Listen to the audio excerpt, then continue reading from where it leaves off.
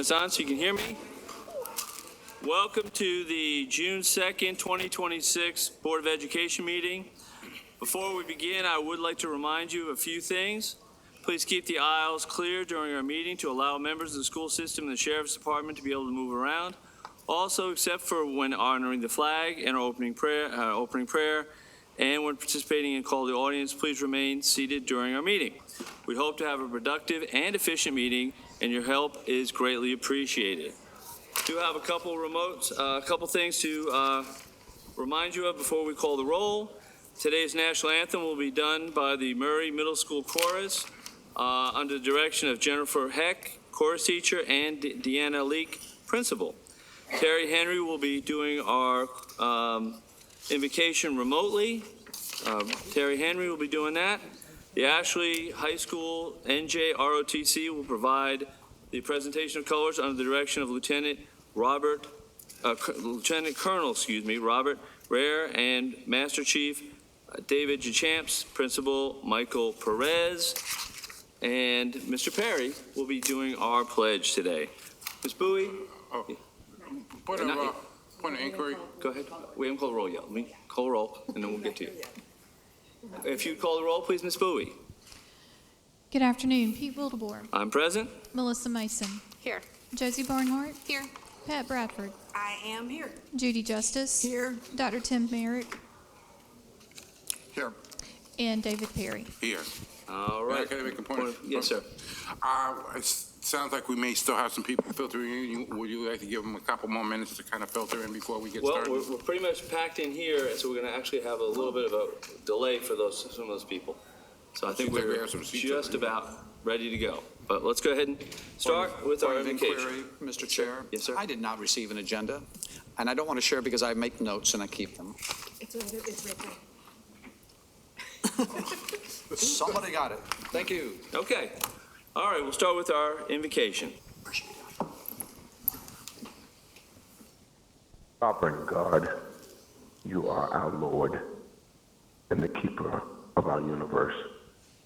Your word reminds us we are your people and the sheep of your pasture. Today, as the board begins their meeting for the betterment of our schools, we thank you for the leadership, for every teacher, every faculty and staff member, and particularly for our students. We pray for your continued protection over every campus and all of our students. We pray specifically that you will grant this board direction, wisdom, and clarity in their decision-making so that whatever decisions they make will be for the improvement and betterment of our schools. We thank you for your guidance and your loving kindness.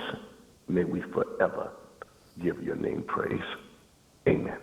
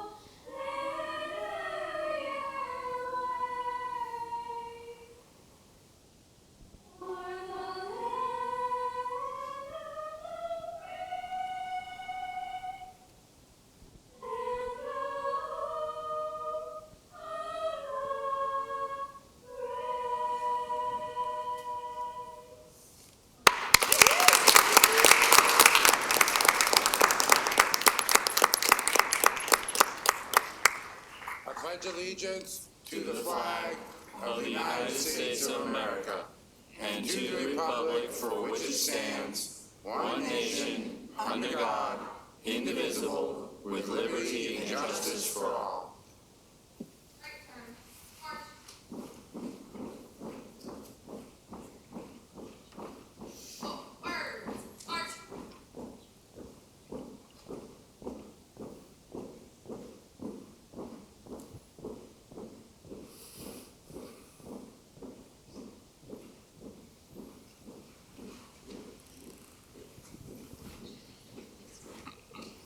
All right, this is one of my favorite parts of the whole night, is we get to introduce these young folks. So if you would tell us a little bit about yourself, your name, what grade?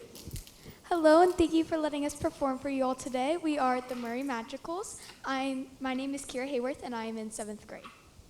My name is Katie Conway, and I'm in 7th grade. My name is Katie Sutton, and I'm in 7th grade. My name is Maura Fenley, and I'm in 8th grade. My name is Reagan Blagg, and I'm in 7th grade. And my name is Jenny Heck, and I'm the chorus director at Murray Middle School.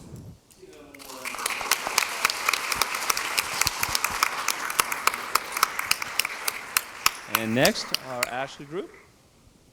Hi, I'm Leah Tuscany. I'm a sophomore. I'm Anna Ribeiro, and I'm a junior. Hi, I'm Sophia Cromartie, and I'm a freshman. I'm Kennedy Luffholm, and I'm a junior. I'm Jamie Maldonado, and I'm a junior.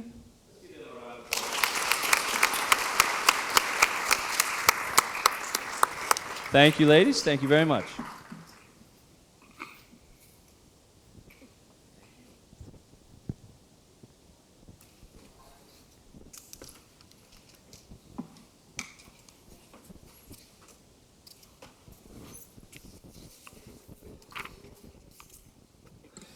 All right, it says on, yes. Next, I'd like to entertain a motion to approve the agenda. So moved. Second. First and a second. Any discussion? Hearing none, all in favor, please signify by saying aye. Aye. All opposed, like sign. That passes 7-0. Next, we have the approval of the minutes. Try again. I would entertain a motion to approve the minutes. We have first and a second. Any discussion? Hearing none, all in favor, please signify by saying aye. Aye. All opposed, like sign. Again, passes 7-0. We will take a moment here to allow everybody to find a seat. Thank you very much.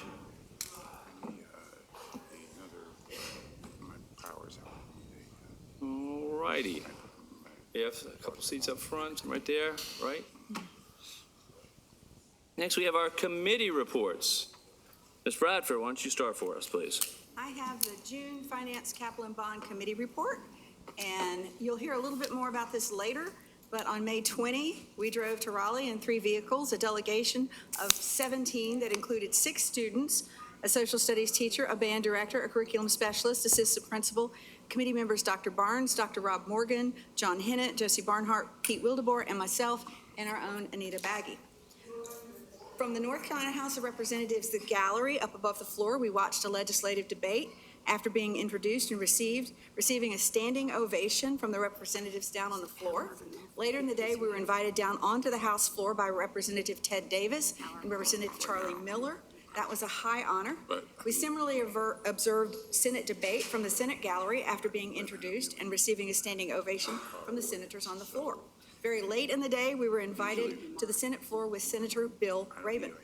Another highlight, we met for back and forth discussion in Senator Mike Lee's conference room with Senator Sherry Jones, Senator Kevin Corbin, and Senator Lee. Also present were his policy writer, his legislative aide, and the policy writer for the Senate pro tem.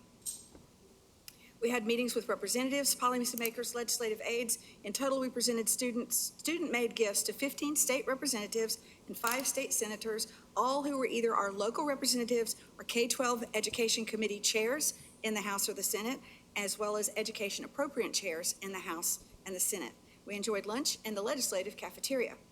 I believe it's widely known of last week's announcement of a $116 million grant towards the debt service on our bond that our committee developed and our board approved and the county commissioners have approved. And finally, yesterday, the county commission required the public hearing on our bond to be postponed 2 weeks until June 15th at 9 a.m. That concludes my report. Thank you, Ms. Bradford. Any questions?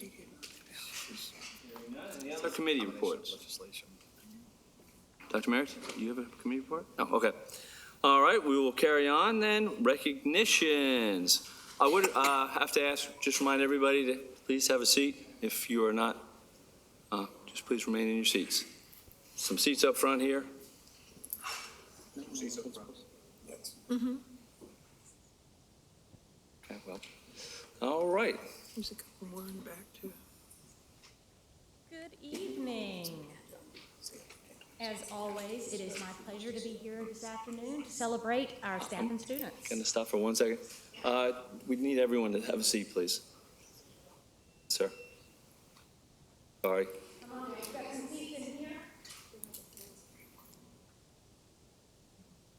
I think we got two seats up front here. Got some other seats. Sorry. Thank you. Thank you.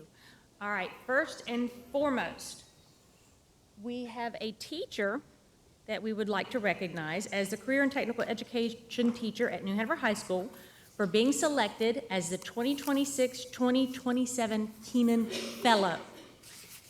Fatima Sale, please come on down.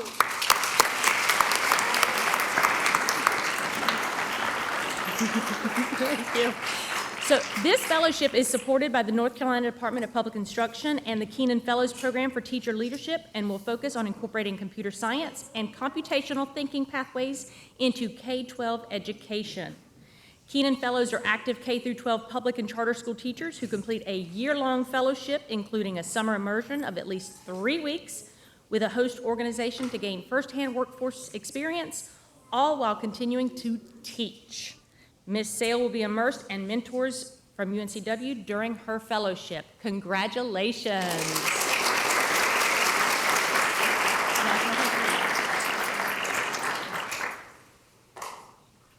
Next, we're going to be recognizing our national...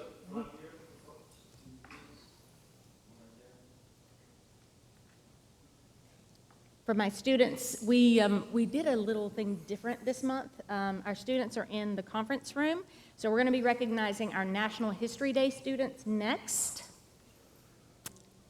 All right, let's see. Hey, Caleb, will you go ask the History Day students to come forward? Thank you. All right, so while we're bringing them out, we're going to talk about them a little bit.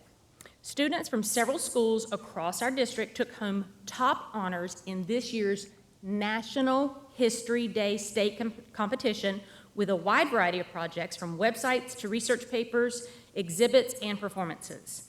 Students who took home first or second place will advance to the national competition later this month. First, we're going to start with Holly Shelter Middle School, advised by Sean Stanek.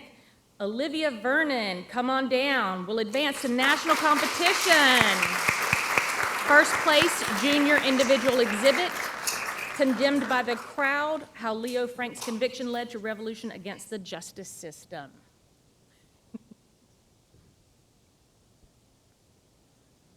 Yep, go right ahead. Hold on, Mr. Stanek, you need to come up here too. Oh, snap. Oh, there you are.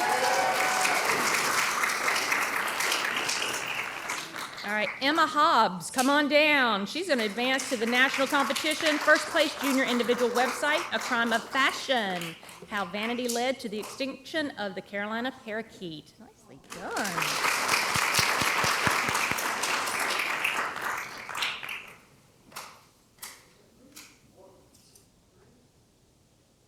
Madeline Manchester will advance to the national competition. Second place junior research paper, Knowledge as Resistance, John Chavez's Battle Against Racial Stratification in the Premature Republic.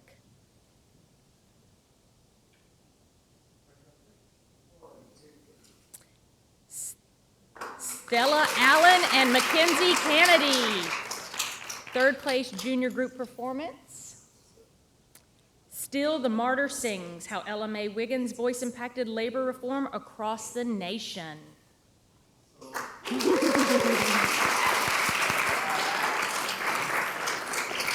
There we go.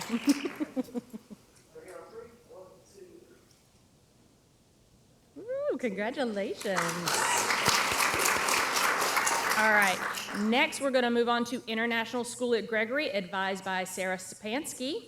So Harriet Kennedy and Sarah Nagy will advance to national competition. Second place junior group exhibit, Ya Basta, the Zapatistas Fight for Indigenous Rights.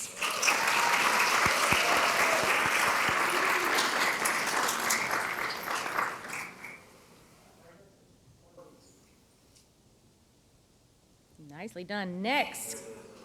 Woo. Colton Hutchins and Luke Lanier, third place junior group website, first in the South, how North Carolina 1908 prohibition affected the nation.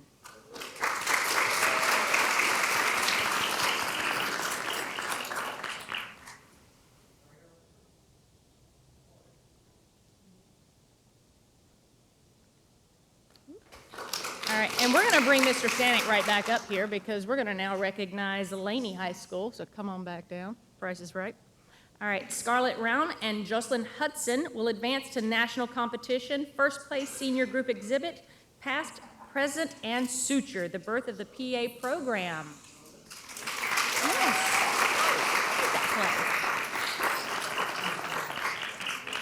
Past, Present, and Suture. I like that. I'm saying.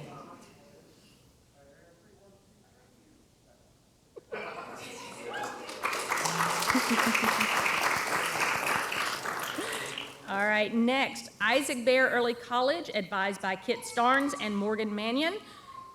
Sadie Ortega, did she make it? Okay, all right, well, I'm just gonna let you know, she's a great third place senior individual documentary. Okay, now from Wilmington Early College High School, advised by Sean Stanek, come on down. We're just gonna leave you up there. Olivia Stetler will advance to national competition. First place senior individual exhibit, Lips Locked, Culture Shocked, the trek to inclusivity. Okay, so this one was Lips Locked, Culture Shocked. And I'd also like to mention that Miss Olivia, Albert H. Small, since January, Olivia has been working hard as a participant in the Albert H. Small Normandy Institute through the George Washington University as one of only 15 student-teacher research teams. Participants are enrolled as non-degree students at the George Washington University, and she's met bi-weekly on Zoom to discuss materials using questions developed by student-teacher teams. And each team completes 2 major projects, a briefing paper on a Normandy campaign and a soldier biography based on archival research about a hometown soldier buried at the Normandy American Cemetery. So let's give her an amazing round of applause for that.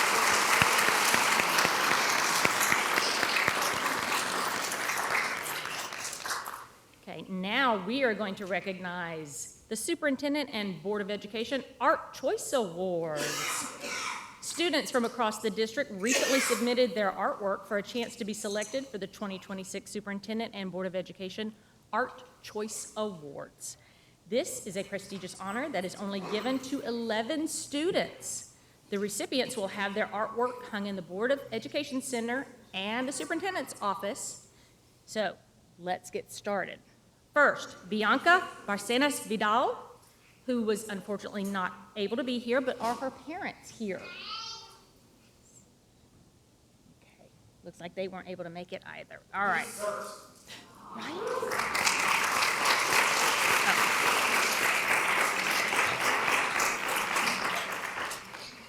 Yes. And next, we have Rosemary Franklin from Roland Grice Middle School.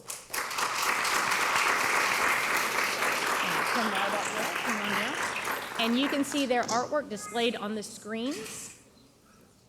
They are also getting their originals back along with a smaller canvas style.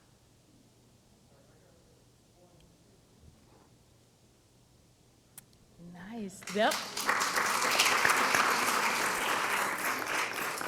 Next, Quinn Delaney from Pine Valley Elementary School. Come on down.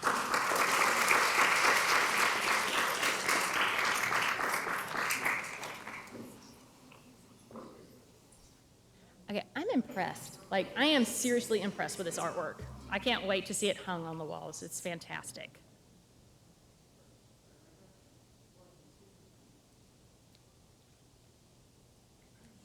All right. Next, we'll welcome Georgia Stallings from Eaton Elementary School. Come on down.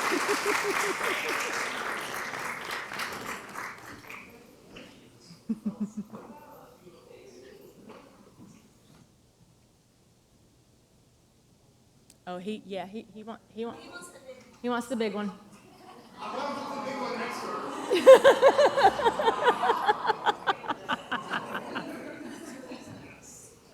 Okay, now we're ready.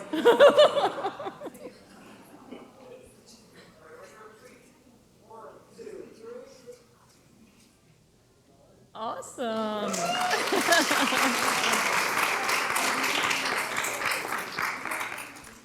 All right. And I think, okay, we're going to do another one real quick.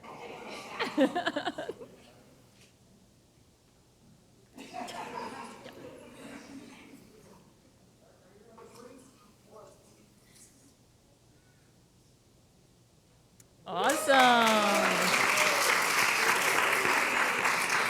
Next, Darling Ruiz Garcia from Hoggard High School. Come on down.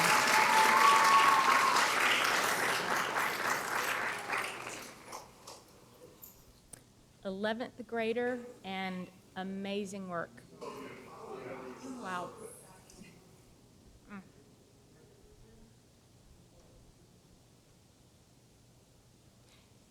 Next, we'd like to recognize Dylan Graff.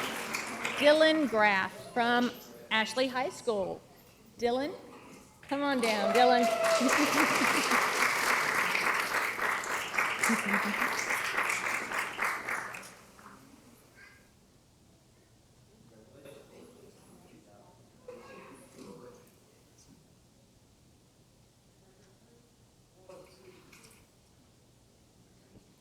Congratulations.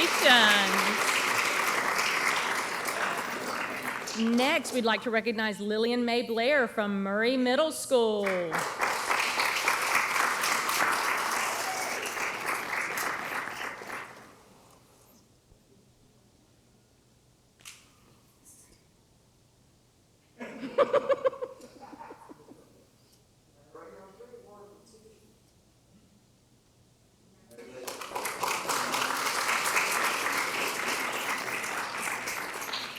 Next, Maggie Collins from Ogden Elementary School.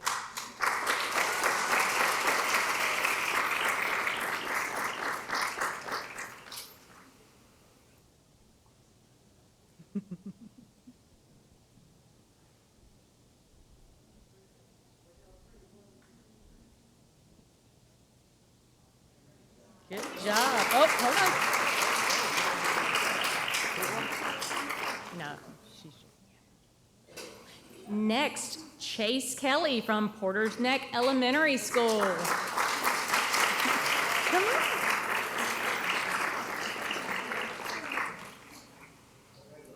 Good call.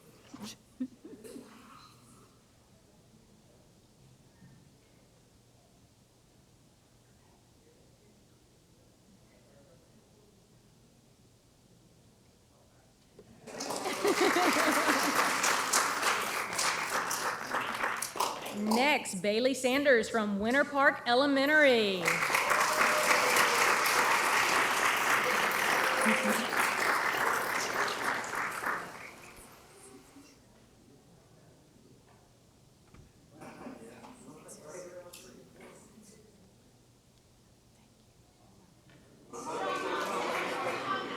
Oh.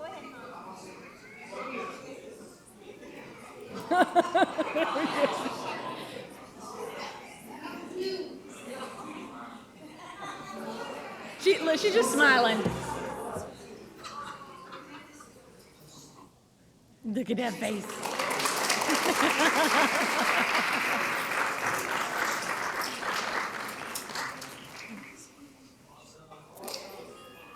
All right, and next we would like to bring down Ana Avila Lopez from Wrightsboro Elementary School.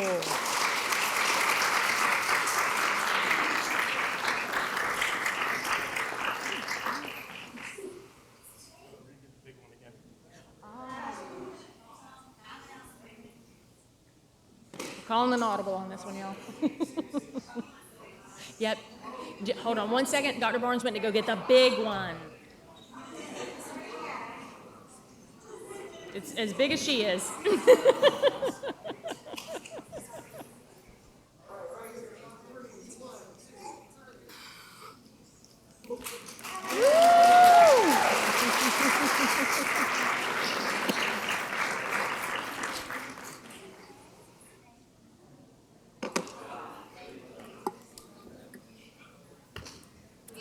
All right, next we recently had several students place among the top athletes in this year's NCHSAA Track and Field State Championships.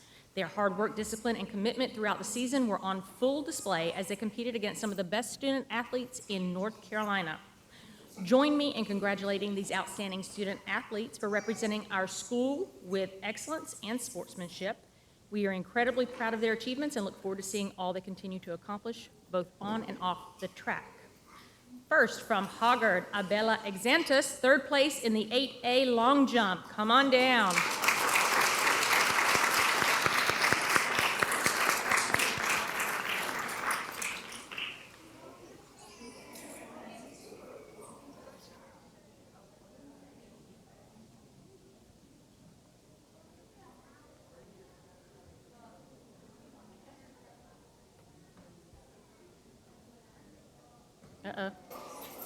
Technical difficulties.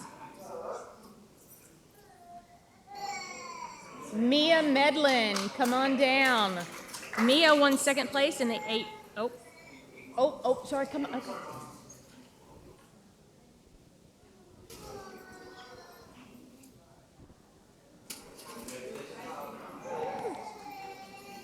All right, is Mia here? Mia Medlin.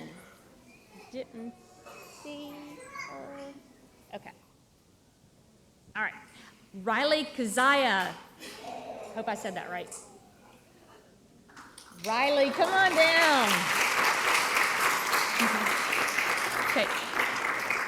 Riley is state champion in the 8A 1600 meters.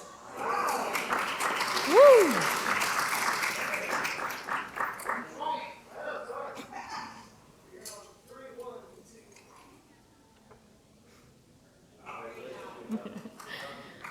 All right, from New Hanover, and I'm not sure if they were able to make it, but Michael Enriquez Ramirez. Okay, all right. So now we are going to highlight our Educator of the Year winners. Oh, Michael, are you Michael? Come on down. Michael, come on down. We're so glad you could make it. Michael took third place in the 7A 3200 meters. Congratulations. Woo, that's awesome.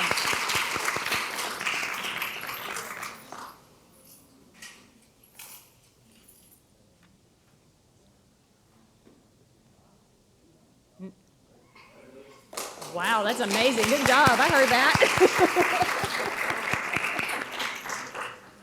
Okay. Now, we're going to highlight our Educator of the Year winners. All right, so as many of you know, every year we get to do this, and we love to promote and highlight our educators. So I would like to bring up Robin Avery from Masonboro Elementary School as our Elementary Educator of the Year.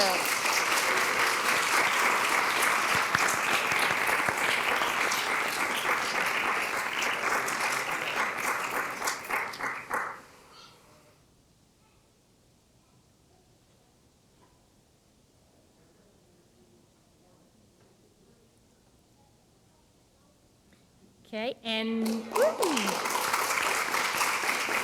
I would like to bring next Miss Katie Udy from middle school and overall Educator of the Year from Noble Middle School.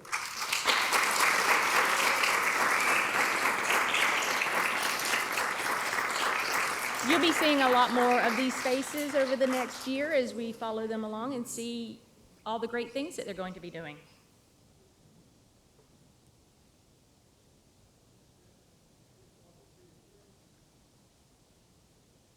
All right. Shannon Mott from Ashley High School is our High School Educator of the Year. Come on down, Shannon Mott.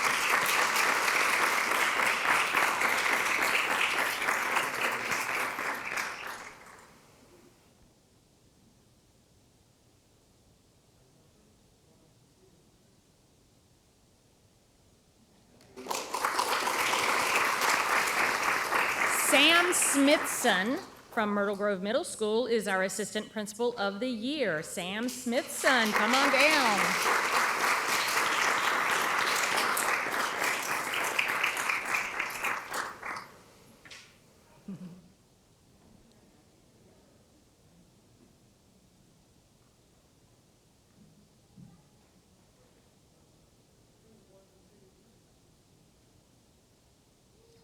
Thank you. Bert Kilpatrick from Masonboro Elementary School is our Principal of the Year. Come on down, Mr. Bert Kilpatrick.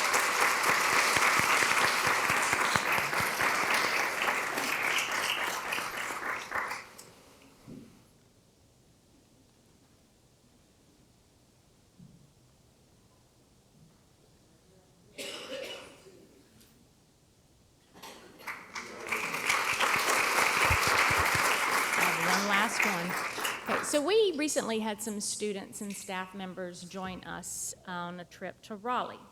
And I invited a couple of those students to join us so that they could give you a little bit more information. However, if you would like to have a seat, we're going to highlight them during our recognitions portion of this event. Astro, come on down and, oh, there we go, come on down.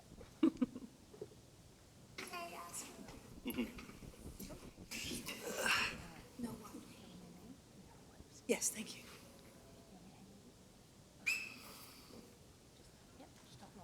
My name is Astro Sorensen. I was one of the students lucky enough to be taken up to Raleigh.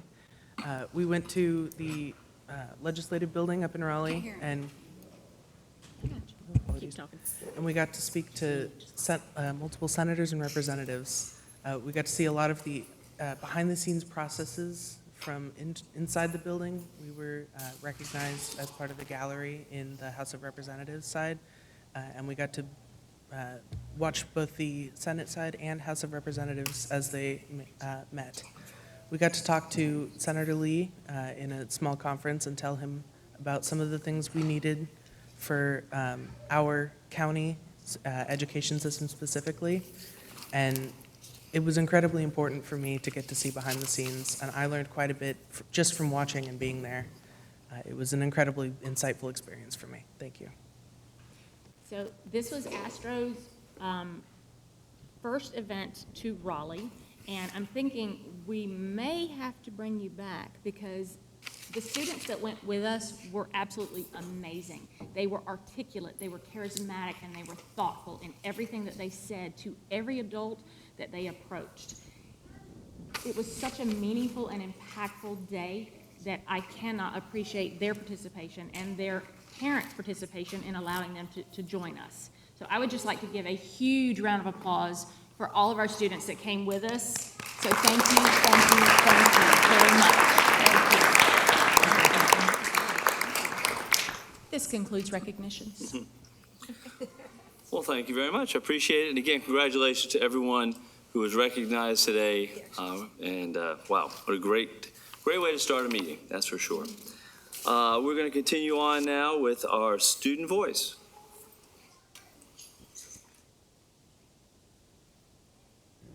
I'm excited to bring Adela Graham to you this evening from Wilmington Early College High School.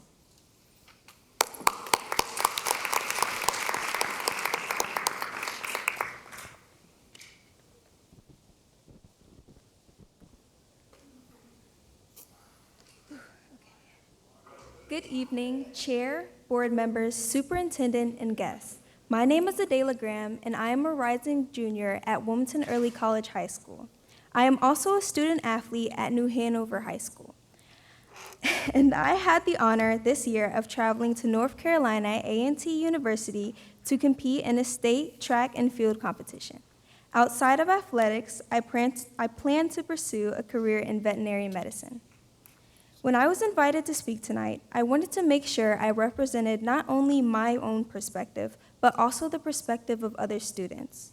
So I created a survey to gather student feedback about their school experiences, and a few consistent themes stood out.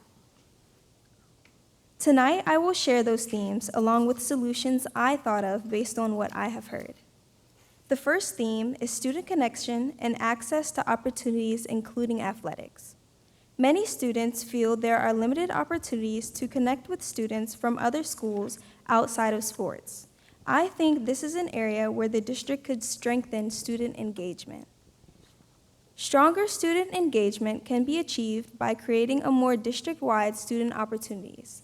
This includes academic showcases, leadership events, career exploration days, or interest-based workshops, where students from different schools can come together. As it relates to strengthening student engagement for student athletes, an issue we run into is that early colleges have to choose between academics and athletics. The early colleges have a later dismissal time than traditional schools. I have personally had to drop my last class each semester to participate in sports. It is worth exploring ways to support early college student athletes so that they do not have to choose between athletics or academics, whether through scheduling flexibility or coordinated athletic time structures. The second theme is the cell phone policy and how it is applied. Students generally understand that phones should not be used during instructional time and support classroom-focused. However, many students feel that these expectations can be more clear and more consistent. One solution is keeping the focus of the policy strictly on instructional time, while also allowing students to have access to their phones during non-instructional periods such as lunch or free periods. I believe this would keep the learning environments protected while also fostering student responsibility outside of the classrooms. Based on what the students shared, this solution should help us reach the goal of consistency and fairness while still maintaining a strong learning environment. The third theme is student support, including lunch services and mental health resources. At Wilmington Early College, one concern students share is that our school often receives the remaining portions of lunches from Laney. Because of this, sometimes students experience limited options such as missing items, missing condiments, or full selections. I think this is something worth reviewing to ensure the consistency and equity in meals across all schools. Lastly, students indicated that mental health support is an area of great importance. Students across all districts are balancing academics, sports, jobs, families' responsibilities, and planning for their futures.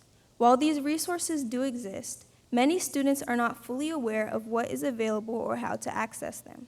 One solution is improving the visibility of mental health resources through a more direct communication. This would look like weekly consistent reminders, school-wide announcements, or clearly posted guides that make it easier for students to understand where and how to get the support that they need. Overall, what I heard from students reflects a shared desire to be heard, supported, and included in decisions that affect their daily lives. These perspectives come from both my own experiences and the students that took their time to share their thoughts with me. I appreciate the opportunity tonight to share both my voice and the voices of my peers.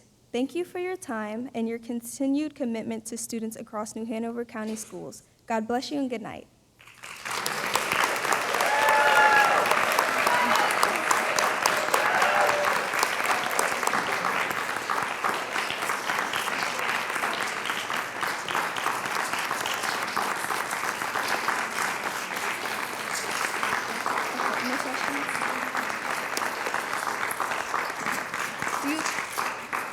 Do you have any questions? Well, I was just going to ask, I'm going to start out for a change, if I can. I'll let you go next. Thank you. I just want to tell you, you did a great job smiling. It just, you said what you needed to say, and you said it well, and I'm just so proud of you. I mean, I just am so impressed by you. Thank you just so great much. job, great job. Ms. Justice. Well, it was great, and that's what I wanted to ask you. Can we get copies of this? Is there I have an extra copy if you do need it. Okay, thank you. Just so happen to have one. Great, thank you. If you'll give it to Julie, you get it. Okay, thank you. Thank you. Thank you. Any other? Wait a minute. We want to brag on you some more. Yeah, we want to brag on you. I just wanted to thank you for your presentation. Very well done. Thank you. You're just amazing. Thank you. Thank you. Absolutely. Thank you.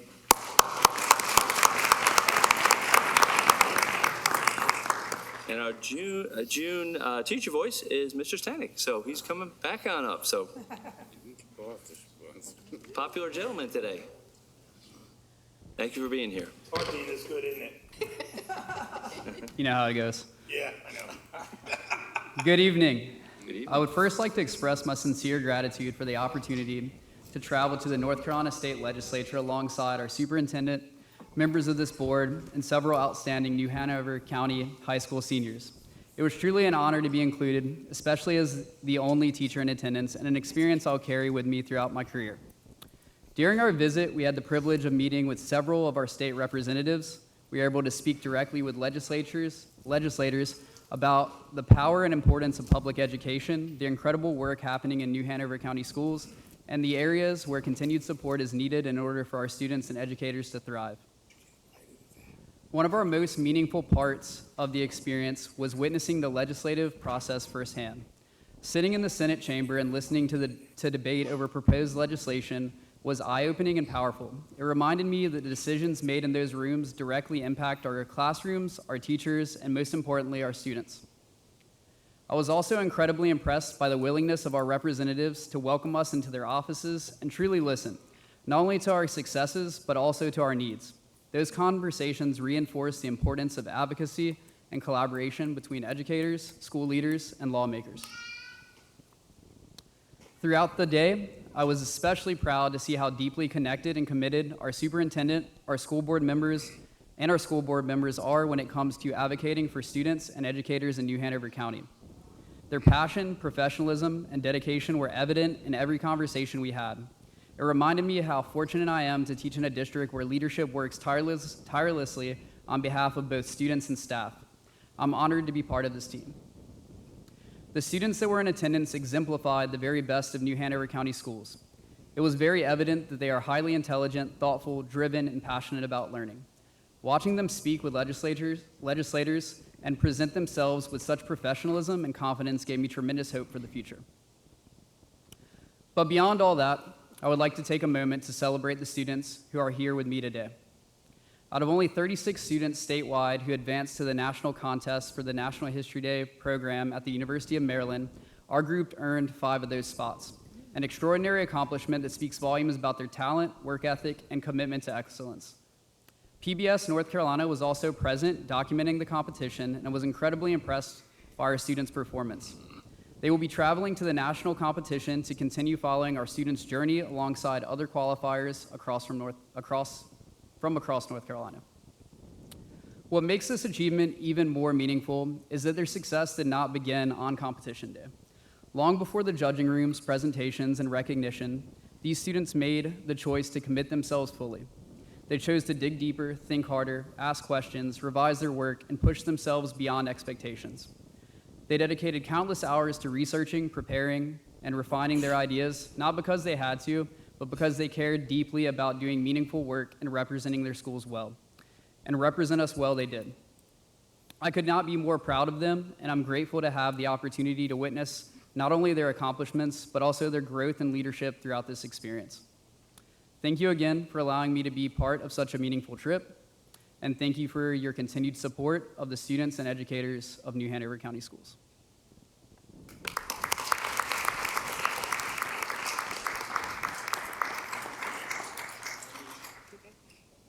Any questions or comments for Mr. Stanek? Ms. Barnhart?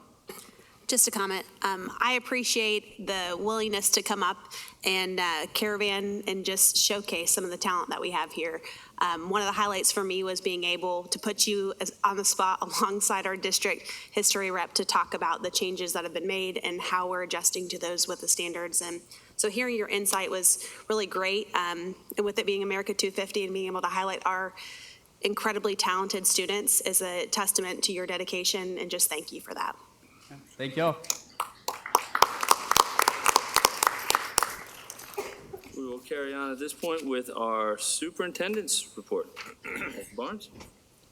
Sorry. Wait a minute, everybody's leaving. Well, yeah, I have that effect on people. Run, save yourselves. All right. We're closing another successful school year. I want to take a moment to celebrate some of the accomplishments of our students and staff, highlight some updates, and recognize the partnerships that move New Hanover County schools forward. First off, good job to our school nutrition team for once again ensuring that students have access to healthy meals throughout the summer months. We have our Summer Meals to Go program. Nearly 2,000 students have registered for free meals. And the best part about this is they will come once a week and get a whole week of meals for their family and for themselves. So helps ensure our students continue to have support that they need even when school's not around. We want to congratulate our outstanding student athletes from Hoggard High School. The Hoggard men's lacrosse team and the women's soccer team both advanced to the state championship match. These accomplishments reflect countless hours of hard work, dedication, and teamwork. And if you didn't see the men's lacrosse team match, oh boy, you missed it. But we're incredibly proud of how the students represent our schools both in the classroom and on the field. I want to thank the students, staff, parents, and community members who recently traveled to Raleigh, so you've heard, to support our legislative priorities. Their voices helped ensure the voices of New Hanover County schools were heard by state leaders as we continue working to secure resources and opportunities for our students. I'm also pleased to report the continued stability within our workforce. For the second consecutive year in a row, the only principal transitions we've experienced are the results of either retirements or promotions. This speaks to the culture we're continuing to build and the ability to retain talented leaders who are committing to serving our schools. One story that perfectly captures the excellence of our students comes from Isaac Bear Early College High School.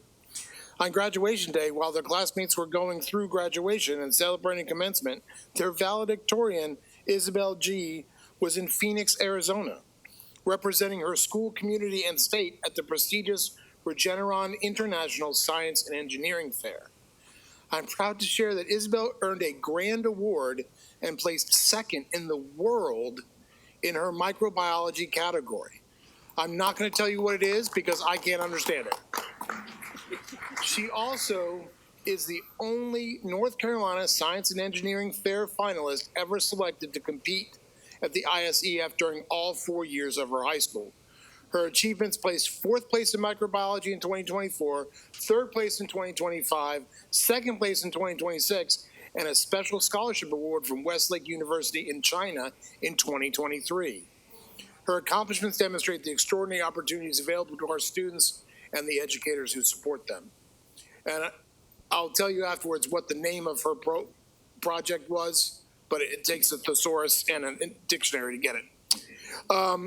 Want to also appreciate and express my sincere appreciation to the New Hanover County Endowment and the New Hanover County Board of Commissioners for their partnership and commitment through the recently announced Memorandum of Understanding supporting a proposed landmark 10-year investment in public education. Over the past 2 years, we have conducted community town halls, school-based listening tours, staff engagement sessions, and multiple visits to every school in our district. Throughout these conversations, we've heard a consistent message from our community that we need to focus on culture, trust, engagement, and creating safe, supportive learning environments for students. This cooperative agreement is an investment in every student, every staff member, and every community that we serve. And last but not least, I do want to say that as we close in on the second school year, parents, tag, you're it. That concludes my comments. Thank you, Dr. Barnes. And it's always tough to go after all that wonderful positive things, but I do have just a few brief announcements. This is an awesome and exciting time of the year. Graduations. We are in the midst of our graduations. Congratulations to our students who have worked extremely hard to move to the next step in their lives. And to our teachers and staff who enabled them to be successful in their education. Way to go. Very proud of you all. On another note, congratulations to our retirees. Job well done, and thank you sincerely for your service and all you have done for our students for many, many, many years. We were able to take part in our most recent Teacher of the Year, Assistant Principal of the Year, and Principal of the Year program. We are truly blessed to have such an outstanding group of educators, and to be quite transparent, many of the participants could have won the individual honors. Congratulations to all who participated, and of course the superstars that won. We've seen them all tonight: Robin Avery, Shannon Mott, Katie Udi, Sam Smithson, and Bert Kilpatrick. So congratulations to all of them. What a wonderful day we had as our partners and county commissioners and the new Hanover County Endowment shared a plan recently to take $116 million of the tax burden off our county taxpayers of the proposed bond. This is an outstanding example of our county commissioners, the endowment and school system, and Board of Education understanding the need and coming together to support our students and staff in a very positive way. Thank you again. And finally, right around the corner, our students will have their last day of school for the 2025-26 school year. And here comes summer. My hope is that our teachers, staff, and students will have a safe, productive, enjoyable summer and return for the beginning of the 26-27 school year, ready to go and reaching for the stars. That ends my report for today. At this point, we will carry on with the North Carolina Teaching Working Conditions Survey. Dr. Barnes? All right, if we can pull up the slide deck, please.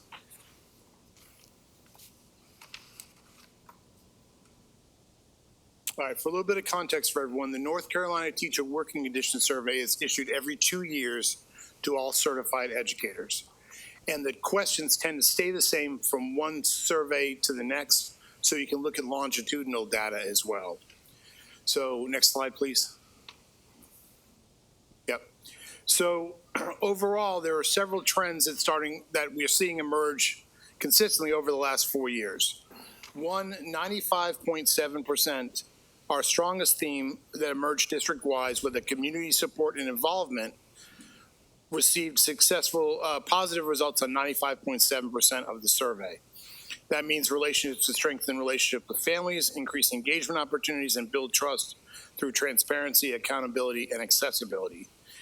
Teacher leadership, 90.6, a commitment to culture where teachers have a voice in decision-making, are empowered as leaders, and are recognized as key partners in driving student success. Our retention, 90.5. Staff largely view New Hanover County Schools as a district where educators want to continue their careers. Safety and well-being was 89.1. Instructional practices were 87.6 and 87.6 for school leadership. Strong confidence in teaching and learning systems and school level leadership. So let's look at a couple of areas more closely. I think this first one, no, go back. No, the other way. Stop. There you go. The orange that you see was 2022, the blue was 2024, and this is 2026. This is people scoring agree or strongly agree that my school is a good place to work and learn. The next one. You can see an atmosphere of trust and mutual respect in the district has gone up from 69.4% in 2022 to 78.6% now. And I'm proud to move the slide. One more, there you go. I'm proud to work at this school. It's just over 90%, which we think are strong results. Now, the next slide, I'm going to share with you some of the greatest improvements from 2024 to 2026. So the largest one by far out of the gate was recruiting and retaining staff fairly and without discrimination. In 2024, that score was 63.4. In 2026, 83.8, a gain of 20.4 points. You see that students following rules for conduct in 2024 was 57.3 teachers agreed with that statement. This year, 68.8. And you can see the transition all the way down. Teachers select instructional materials has gone up to 73. Teachers assist in determining professional development has gone up to 75. So those were increases of almost 10 points or more from 2024 to 2026. And then this next slide, you have to look at this one in reverse, okay? This slide actually asks, or these questions actually ask teachers how often they're seeing these behavior incidents happen in school. So a lower number in this part of the survey is a better result. And so you can see physical conflicts among students was down 13%. Disorder in classrooms is down 10 points. Disorder in instructional areas is down 9 points. Student disruptive teachers is down 10 points, and you can see the rest of those as well. So again, a lowering in scores in this section is positive. Now, areas that we want to focus on for improvement. First, enhancing teacher time. Now, this means a couple of different things. It means planning, but it also means the amount of duties and responsibilities we're putting on teachers either during their planning time or during their instructional time. I've told you guys before that we have made up for a lack of staff with an overabundance of effort. And I think that's where you're seeing this survey reflect that we're asking our teachers to do a lot during the day. Along with streamlining administrative processes, unfortunately, with a district this size, you have to have some protocols that are just to keep the ball moving down the field. But how can we make sure that we're minimizing those things that teachers have to do themselves? And then personalizing professional learning is always a challenge in a district this large, but it is important for us to try to make sure that we're not just doing one size fits all for everyone. The second area is supporting students' basic needs. I will tell you that this right here, the survey is a reflection of our need for counselors, social workers, mental health therapists, and supports in schools. There is no way that this district could have eliminated 300 positions in the last 2 years and not seen this be a reflection on the survey. And then number three, facility improvements, which obviously we are working diligently on to fix because that's what the bond will help us to do. I will tell you that, again, and I've said this before, but there are numerous districts across the state that are finding themselves unable to balance their budgets. Wake County is $200 million behind in HVAC maintenance. These are things that the bond will help us fix. These are things that our advocacy in Raleigh will help us fix. So next steps, what we have done is look at schools where I'm concerned that the level of the teacher working condition survey is not where I want them to be. And there are some schools that HR and instruction are working together to do a pulse check protocol, which is a deeper dive with individual teachers at those schools to see what can be improved and what choices we need to shift and make. And then obviously making sure we're looking at aligning our culture and data insights so we can continue to get better. So that's just, I know you guys have already seen the survey. I'll send you this breakdown as well. Any other questions you guys have, or I'm ready to answer? Mr. Perry? It all sounds like great news, and I'm very happy to see it. Are there any negative trends that that the public should be aware of? Sure. If you go back a slide, those things. Okay. Those are the See areas decline in those according to the. Yeah, those are going to be the areas for focus. Managing student conduct always needs to get better. Facilities and resources, time for teachers. Yeah. Well, we always want to improve these things anyway, but I mean, right. Yeah. Other board members? Anybody? Ms. Justice? I saw the hand starting up. This is great, having been involved for decades in public schools and been through many of these surveys. This is such a good thing to see this trend go in the right direction, and so many of our staff participating. I think this is very valid, and it should make our whole community feel so good after what we've been through the last, I would say, 10 years. It's been a rough 10 years, and it's good to see us coming out on the other end, in my opinion, professionally. Well, and I didn't say this, but now I wanna. The survey's broken down into 11 categories, and there are 97 questions. From 2024 to 2026, the school system improved on 91 of the 97. And I would echo what my colleagues over there have said.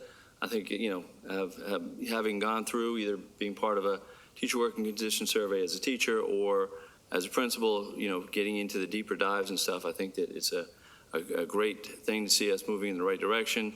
But I do appreciate the fact that you're going to go into the areas that may need some more and really go into them. So thank you for doing that. Thank you to your staff for doing that. So thank you very much. Dr. Merrick.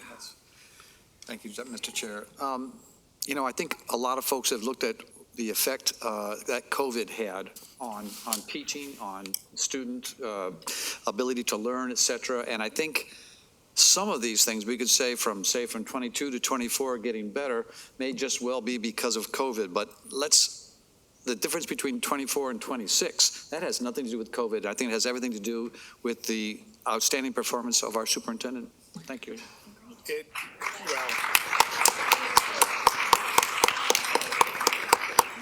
Do you know how much work they have to do to make me look this smart? Come on now. But it really, this relies on teachers and staff and principals in schools. But thank you. Well, thank you very much. Ms. Barnhart? Thank you. I like that you said that the comparison is the same questions consistently. I also know, and I don't think this information gets shared publicly, so I just want to share this part. We have schools that are doing surveys for pulse checks, and we've seen also huge trends in those areas that we've already have those identified schools that have been doing better and seeing that. So I love seeing that continued support and intentionality, being able to sit down with teachers in those schools, which were very few, that did not score, that made up that 9% of not being a good place to work in. So to have a few number of those and also to have protocols in place to continue to make it better, because we know no place is perfect, and being part of the solution is awesome to see. So thank you for that, sir. Okay. Ms. Bradford? And I just want to say congratulations and thank you to the staff, because the difference between where we were in 2023 and today is vast, and it feels really good. So thank you to everyone that has made this happen. Thank you. Thank you. All right, we will carry on with LifeWise. Just a reminder to everyone, this is information only, and we will have a gathering later on, a hearing, public hearing, where we can hear more about LifeWise from everyone who would like to share. We'll get those dates out. It'll be sometime in July. We'll get those dates out as soon as we have set them, and we'll give an opportunity at a nighttime situation, a public hearing, so we can hear from folks. So this is not a decision today. This is just going to be some information, and Dr. Barnes, you're going to share that with us. So thank you, sir. Yep. And most of what I'm going to share with you. We have a point of inquiry. Yes, sir. Yeah, I heard you say that we're going to have a public hearing to hear from LifeWise. No, from everyone. From everyone. Okay, from different groups that are. Yes. No, Thank you very much. Everybody. Appreciate that. Yeah, and public, public can give input and everything. Yeah, everyone. Okay, Dr. Barnes, we'll try again. So what you have in front of you, folks, is a package just of information that I collected. In it is including the memo that I sent out that seems to have gone far and wide, but most of my information will be contained sort of from that memo. Look, there it is. There it is. So basically, a few months ago, you asked me to provide you with an overview of information about the LifeWise program before voting on the consideration of an MOU. So this is what I did to sort of go through that process. First, I reviewed information and research that was provided by the LifeWise program, and that included 2 separate meetings with representatives from LifeWise to discuss questions and have me get a better understanding of the program itself. I spoke with 4 or 5 superintendents from around this state who have either chosen not to implement LifeWise, are implementing it, or are in the process of implementing it. I did my own research regarding the program, looking at other organizations' feedback about it. I did sit down with both the principals and the assistant principals to discuss the logistics of the program and to understand potential concerns from their perspective. And then, of course, I reviewed all the emails and survey results from the community regarding people's opinions and concerns, endorsement or concerns about the program. So LifeWise, the program provides what's called RTRI, religious instruction for students. So it's primarily been launched in elementary and middle schools, and based on the legal interpretation. Now, again, I went into this with a legal and my lenses were both legal and liability. Those were the lenses I was looking at. So legally, it is permissible so long as 3 tenets are followed. 1, it cannot take place during core instruction. It cannot take place on school grounds, and it cannot utilize school finances or tangible resources. So I know that there's been some question about who's going to drive the buses and all these things. We cannot use school money for it. We cannot have it in school premises, and we cannot have it during core instructional time. So those are the legality things. So I listed for you guys both some positive and negative factors to consider, the advantages and disadvantages both. And you can read those on your own, and everyone can read those as they choose. I did speak with the principals regarding the program. I made it clear to our principals, however, that any concerns that they bring forward have to be focused on logistics or academics. Their concerns mainly circle around the potential for lost instructional time and the requirement to complete all facets of their other required state curriculum. We're also required to teach art, music, and counseling. We also have a required amount of movement every week for our PE requirement. And then, of course, there are other concerns regarding the amount of work that staff would have to put into the release and return of students. While this isn't a monetary expense, it does translate into time taken away from other duties. Now, speaking to other superintendents in the state that have done it, there are schools that do it. There are schools that are in the process of building it. Speaking as a superintendent, my concern would circle mostly around the MOU, that it would need to meet all the requirements for our level 2 volunteers, and would also need to indemnify the school system of anything that happened when the students weren't with us. And then, of course, reminding the board that legally this door is either open or it's closed. So that sort of is a rundown of the memo. There are some potential benefits, there are some potential drawbacks, but as we said, this was an informational time for me to get information to the board, and so I did. And again, board members, I would say that at this point, we've allotted 5 minutes for this, so we really don't have time to discuss and go through it right now. We will have that opportunity in August to actually do that. We'll, of course, have that public hearing for everyone between now and then. And again, I'll be getting with all the board members to get that date out. So, and in planning for that, you would like that to be more of an opportunity for the public to speak to the board. Right. Not the round table, but sort of an expanded call to audience sort of vibe. Okay. Public hearing versus the. Okay, thank you. Okay. Ma'am.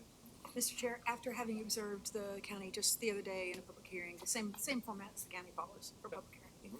I will get with them. What were we going to do, part of this, just for information, the public hearing, I'm not exactly sure how we decided to vote for it. We want to hear from everybody, obviously. Are we allowing LifeWise or any other organizations that want to do this to present? Absolutely. Okay, we're going to carry on. We are at 5 minutes on that one. So we will carry on to our called audience speeches. Just a reminder, I do this every once in a while, just a reminder as we move forward. Please remember, just a couple quick reminders, that speakers must keep their remarks within the allotted time frame. You cannot yield your time. If the name is called by Ms. Mason and the person's not present, then that name will be put on the bottom and called again at the end. Speakers may offer comments or criticisms directed at substantive ideas, actions, or procedures of the board and individual board members, but in the interest of making civility and decorum, speakers are to refrain from personal attacks and insults directed at the board, individual board members, staff, or members of the general public. Okay. Mason, you're up. All right. Daniel Webb.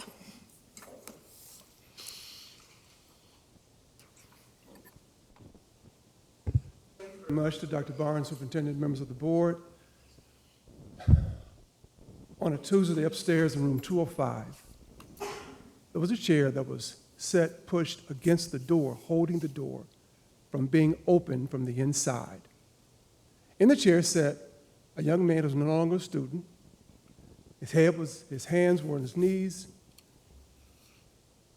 He was nonverbal, so therefore all he could do was shake his head and say,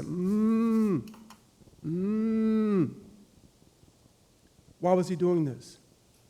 Because he was blocking a man from getting out of the room, a man who was a teacher in that EC class. He had left, he came back to visit the class, and this student did not understand why he left or why he had to go. He couldn't understand that North Carolina ranks 50th out of 50 states in funding public schools. He didn't understand that over the last 10 years, $180 billion that should have gone to helping schools like my school in Room 205 was lost due to tax cuts because of corporations.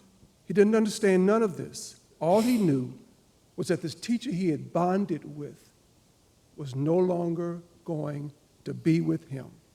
All he could say was, don't go, don't go.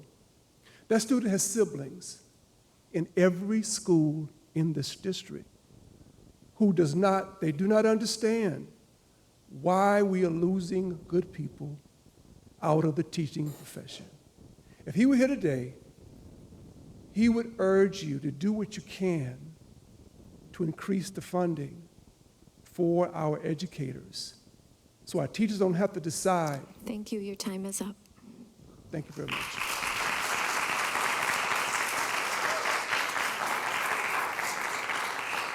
Clancy Gray. Clancy Gray.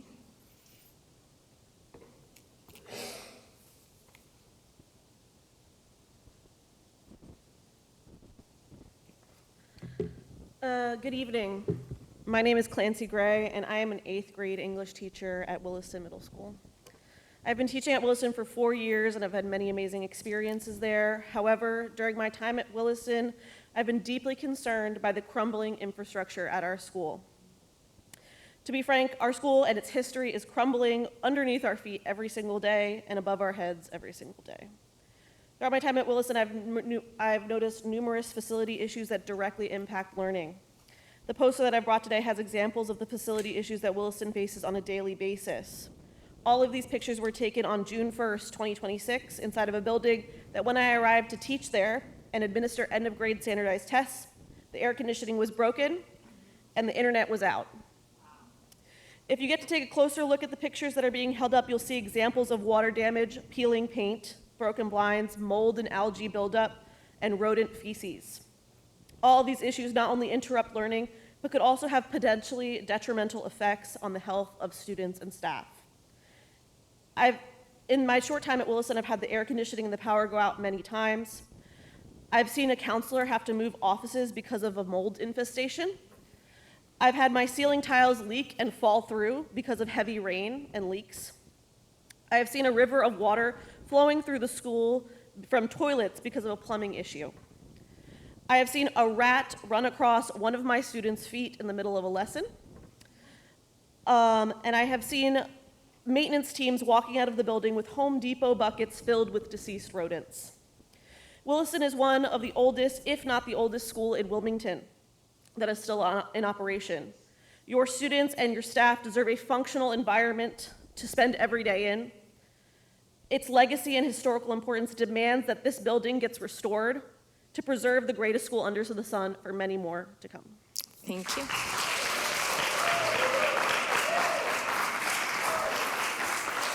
Amanda Rissmeyer.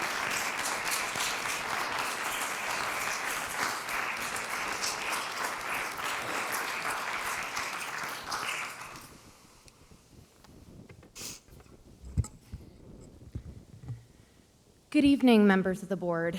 My name is Amanda Rissmeyer, and I'm here tonight both as a clinician and an advocate for children and families in our community.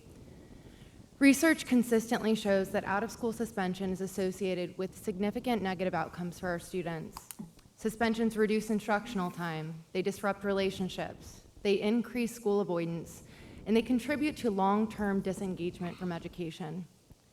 For our youngest learners and students with disabilities, these consequences can be especially profound. Recently, I had the privilege of supporting a young child with autism who at just 5 years old was suspended from school nearly 10 times through a combination of partial and full day removals. This was a child who wanted to learn, wanted to make friends, was excited about his first year in school. When we repeatedly remove children from the classroom, we often remove them from the very supports that they need to be successful.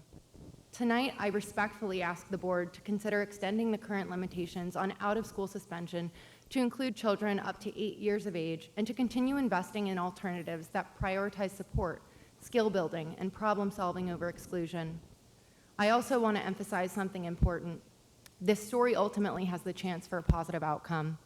Through collaboration, additional training, and support from professionals with expertise in psychology, behavior analysis, and special education, this team can identify effective solutions. The results thus far have been significantly more successful and joyful for the end of the school year for this learner. The love, dedication, and commitment of the school team were never in question. In fact, I'd like to express my sincere gratitude for his teachers, paraprofessionals, counselors, and principal. They cared deeply about this child and worked tirelessly with the tools they had to meet his needs to the best of their abilities. The question before us is not whether we can afford to provide support instead of suspension. It's whether we can afford not to. Thank you for your time. Thank you. Lisa Espy. Lisa Espy.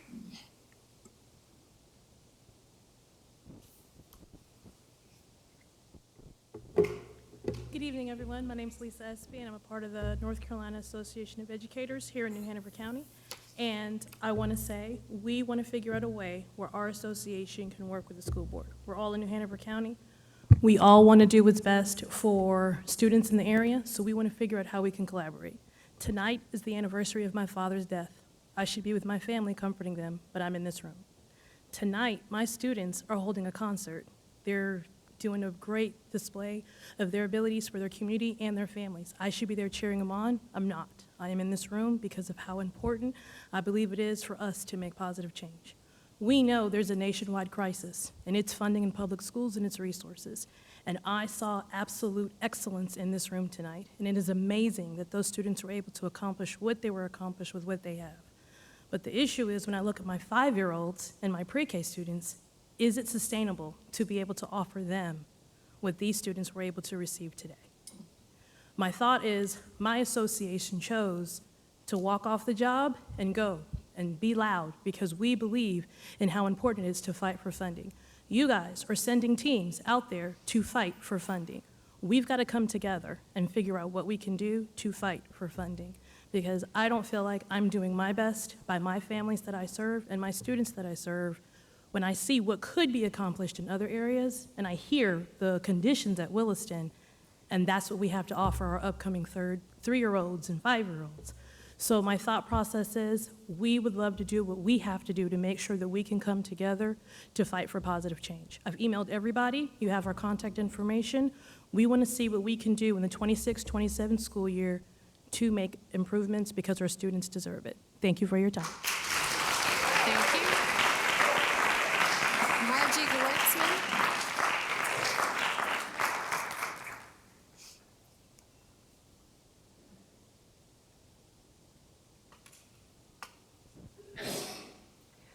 Good evening.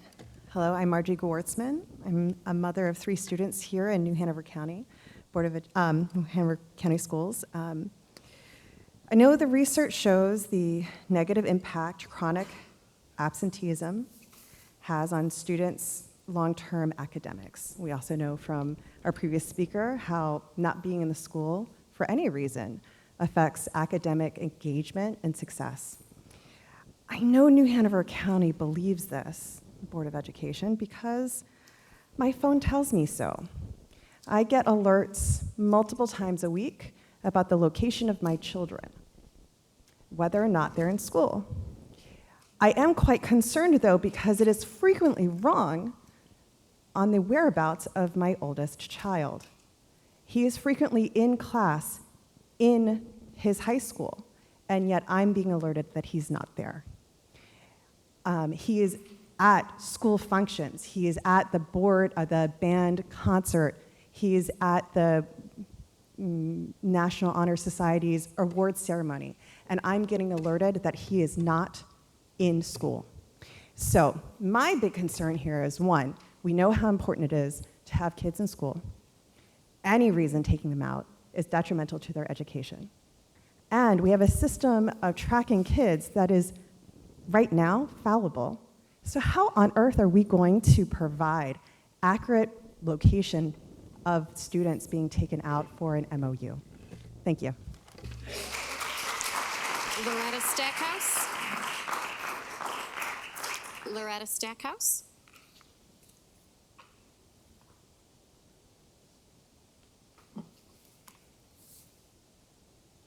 Good evening. Concern was raised at last Tuesday's policy committee meeting about changing short-term suspension policy 4351. And it was this, quote, "I don't want us to create a solution looking for a problem," end quote. Last year, there was 2,428 K-12 out-of-school suspensions in the New Hanover County schools. That is a higher number of K-12 suspensions than the 2019-2020 school year. And there were about 1,200 more kids in our school back then. That's a problem. Last year, more than 50% of the K-12 suspensions were for black students, even though they're only representing 17% of the student population. That's a problem.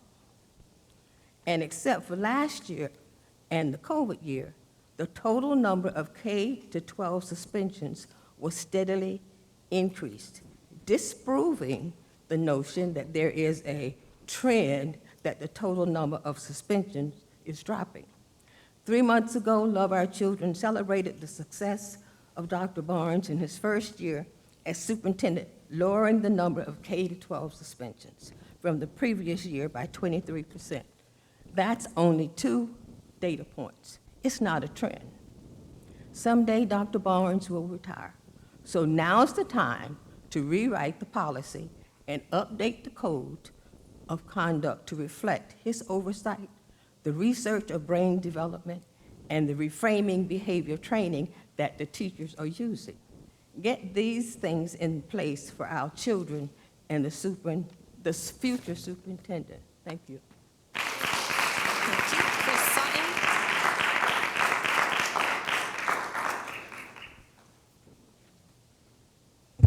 Hello. My name is Chris Sutton, if you don't know, and you're never going to agree with any politician 100% of the time on their votes, including the way that we just handled our meeting minutes even. I don't know if y'all have a different copy than the public, but if the public looks up the meeting minutes, there's 0 things for us to see what we're voted on. You only see the Pledge of Allegiance and invocation and stuff like that. So either y'all have a different copy than us, you know. Anyways, for years now, I've been a vocal defender of our rights to be heard at call to audience. Call to audience is mandated by state, so it is a constitutionally protected activity. Anytime that we've taken steps to inhibit the ability of the public to speak freely, I've had concerns. While this board has the ability to create rules outlining basics of decorum, I believe the recent changes to the public participation at board meeting policy effectively is creating rules for problems we do not have. The new policy states no commercial advertisements or solicitations. I've listened to every call to audience for 7.5 years, and this isn't a problem we've been facing. We are now told that our comments must be germane to board business. How can you tell if the subject I'm speaking about is germane without allowing me to complete my speech? For instance, if I get up here and speak about some new roofing technology, at the last sentence of it, I might state that we can save $7 million over the life of that roof. It could be germane, but if you cut me off, you'll never know. Same thing with LifeVac. I spent 1.5 years lobbying to put airway clearance devices in our school system. That's a commercial product. Was I soliciting? Again, anything could be germane to it. I believe that we're over legislating at this point. And I hope that y'all consider revisiting that, because we should be as open as feasibly possible. I will always fight for someone's right to be heard, even if I disagree with it. Thank you for your time. Thank you. Jerry Winsett. Jerry Winsett.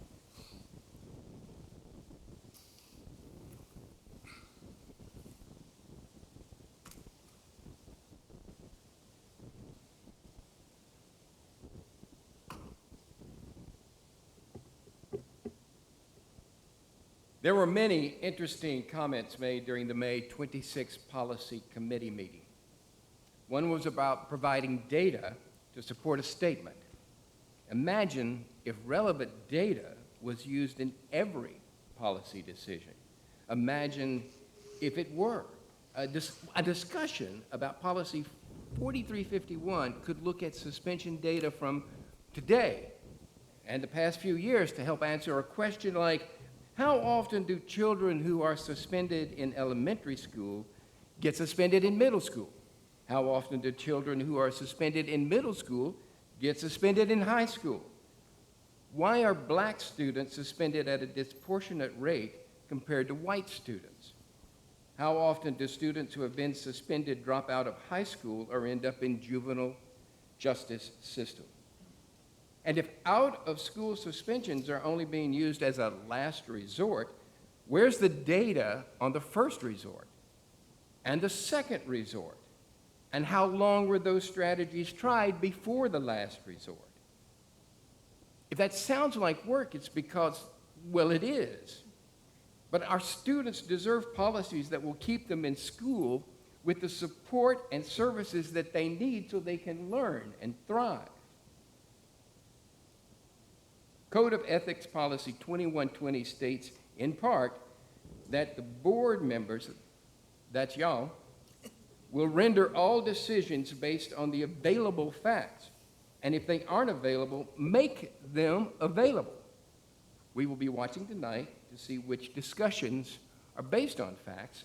And I want to thank you for letting me speak. I'm Reverend Jericho Winsett. Thank you. Jacqueline D'Alessio.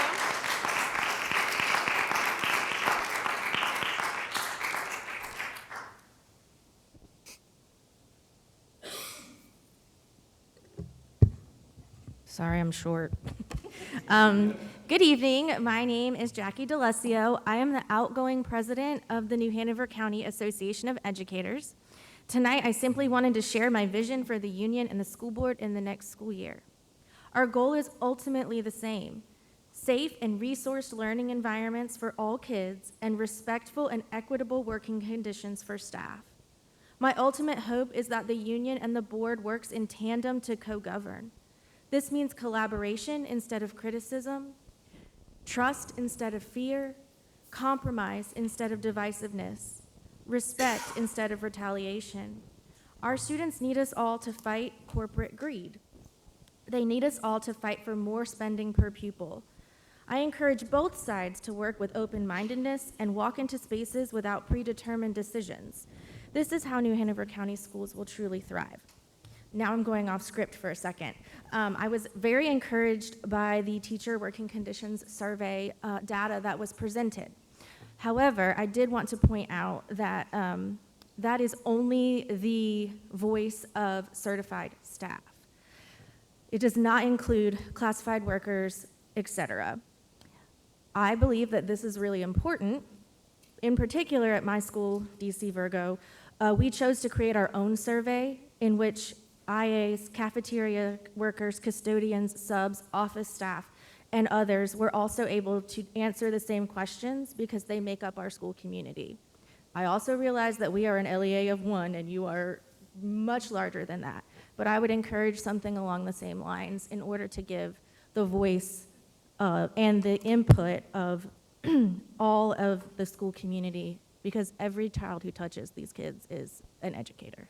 Thank you. Thank you. Diane Emerson.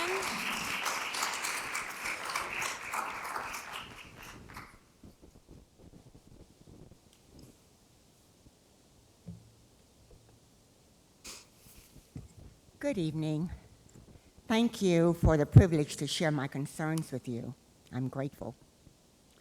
As a child, Gregory Elementary School was a magical place for me.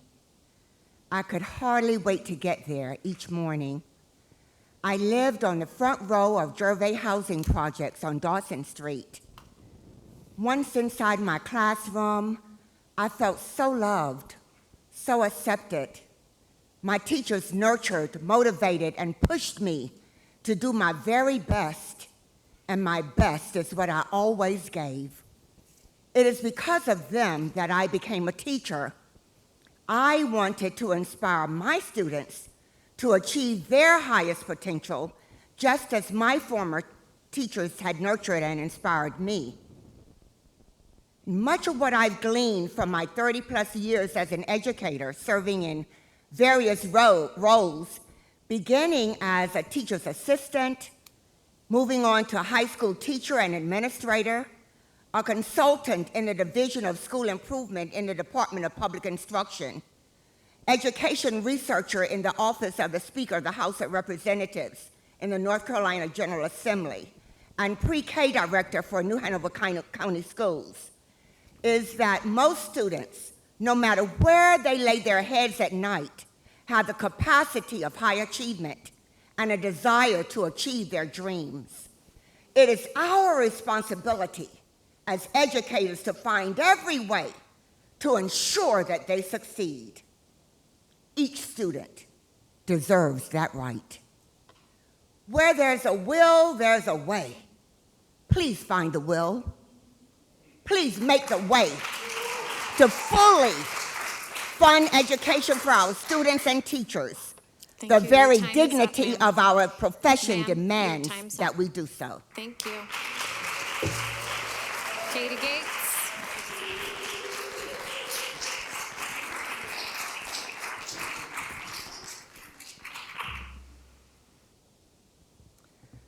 Good evening.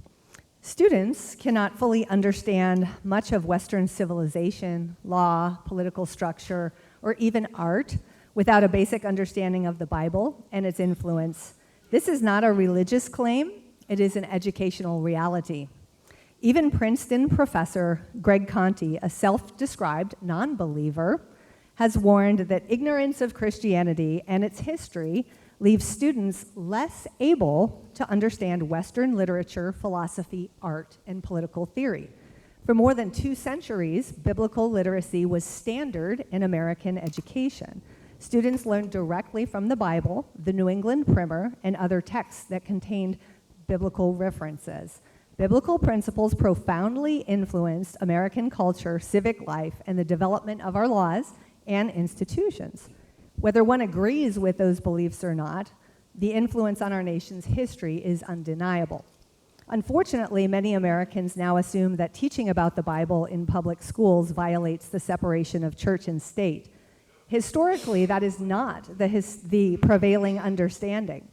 For generations, students studied the Bible and its influence without being viewed as unconstitutional. In fact, the Supreme Court has recently reaffirmed that church and state questions should be evaluated through the lens of America's history and traditions. This is not a push for religious indoctrination. It is a call for historical and cultural literacy. Students encounter biblical ideas and references throughout the literature, art, history, philosophy, and founding documents they study. Without that context, their education is incomplete.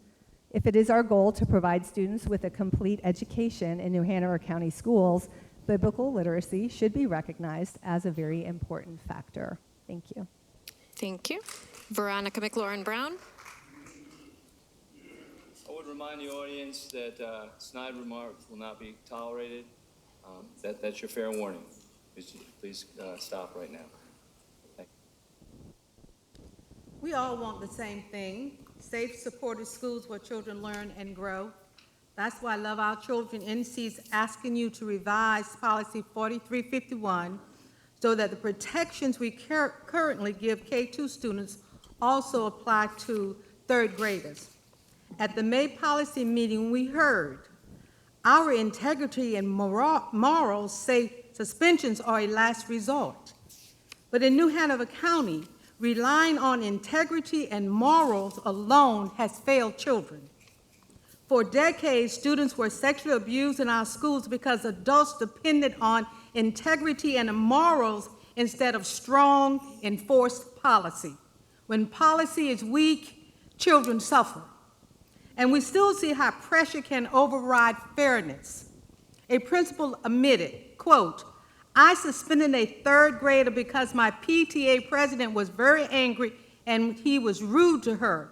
He didn't deserve it, but it was easier to deal with his mother than my PTA president. That is why policy must set the standard, not politics or pressure. Your own data shows suspensions dropping each year. Teachers report fewer conflicts, less disorder. The supports you built for K2 are working. They're working. Third graders are just 8 years old, still developing, still learning to regulate emotions. Out-of-school suspensions for minor misbehavior will harm them. Support services will help them. Extending policy 4351 to third graders preserves every safety-related authority principals already have. What it prevents is harming 8-year-olds with unnecessary suspensions Thank you. Your for time is up, minor ma'am. misbehavior Ma'am, that your should be time is addressed up. through evidence-based intervention. Ebony Savage.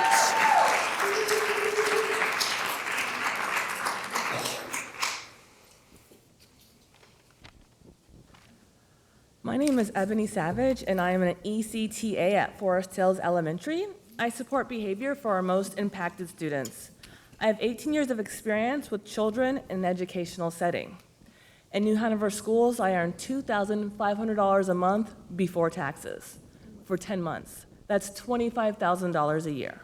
The cost of living for a single adult with no child to live comfortably in North Carolina is $67,000. That means for a profession that requires an associate's degree to have, the average teacher's assistant that works at least 25 years will still make $45,000 less than the living wage. To qualify for HUD housing, which is the cheapest housing in North Carolina, you need to make at least $30,000, which means TAs who spend their entire life working for North Carolina schools still can't afford HUD housing. Classified workers are essential to the school community. They touch every child. They are the bus drivers, the crosswalk workers, the custodians, the cafeteria workers, the front desk workers, the tutors, and the TAs. Going to school is hard for a child. They are asked to learn new tasks that are challenging while navigating friendships and hard times. But if you ask any child, there's a classified staff member that's made their life better just by being there. It's not reasonable to expect a salary to jump from $25,000 to $67,000 overnight, but it is reasonable to expect that the board will advocate for a stipend of at least $8,000 to bring an experienced classified staff worker to at least $30,000 a year, so they could at least qualify for HUD housing, which is the cheapest housing offered in North Carolina.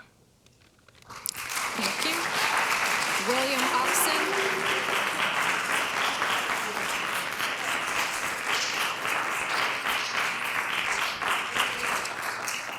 William Oxon.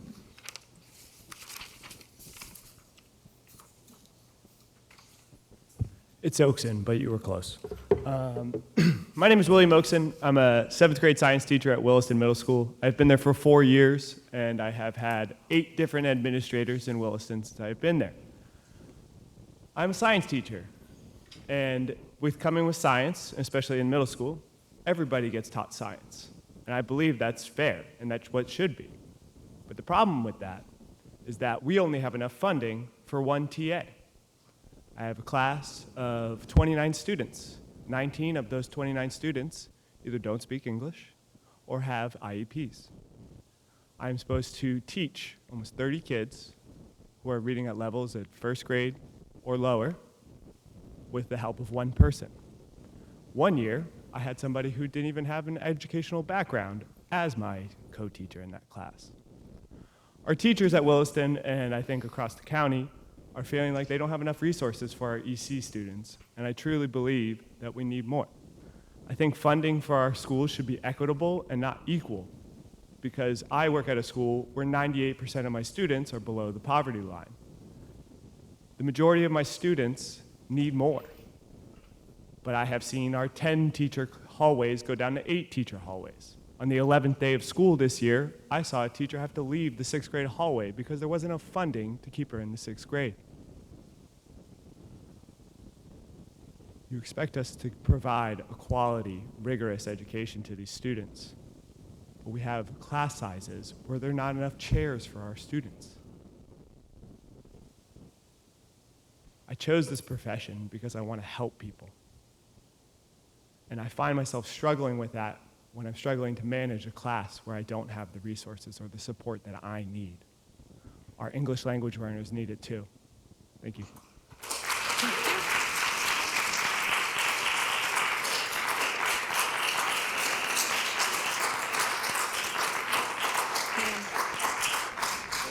Before you start.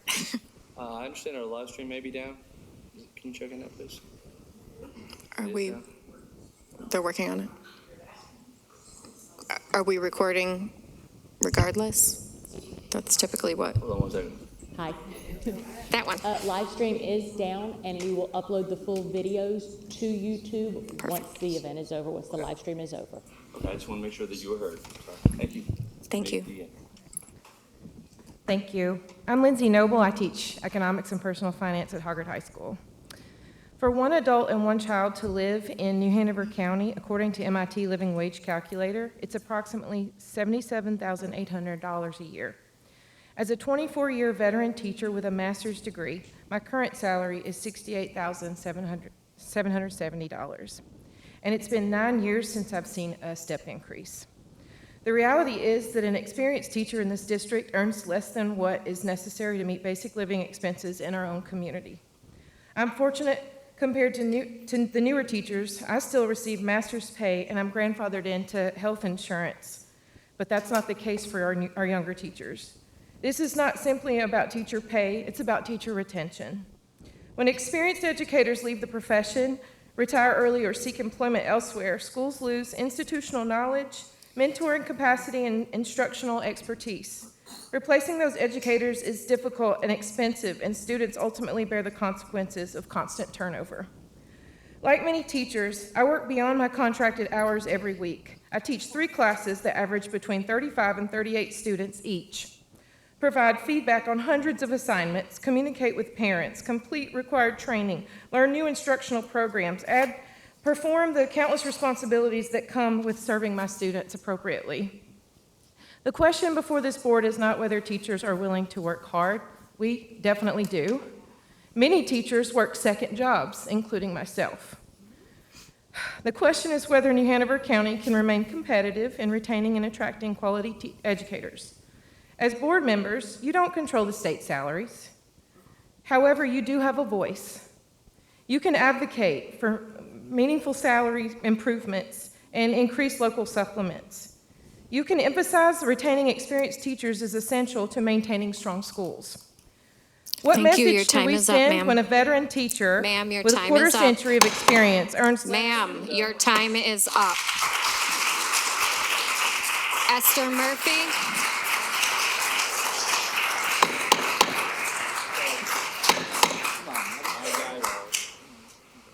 We want to hear from everybody, so we clap all you want to, but make it short so that somebody else can be heard. Hi, my name is Esther Murphy. I am a baptized, confirmed, and practicing Christian. I stand for the First Amendment, keeping the separation of church and state. The idea that this board would consider truancy from public education is the most confounding thing I've ever heard. What part of school enrollment isn't essentially core instruction? What part of valuable compulsory class time do the proponents of LifeWise want to usurp? Reading, writing, arithmetic, science, arts, health, problem solving, critical thinking skills, inclusive socialization. Religious acculturation is the business of the family and the church, not the government. The idea of LifeWise removing students from the classroom goes against the separation of church and state. Thank you. Karen Clark.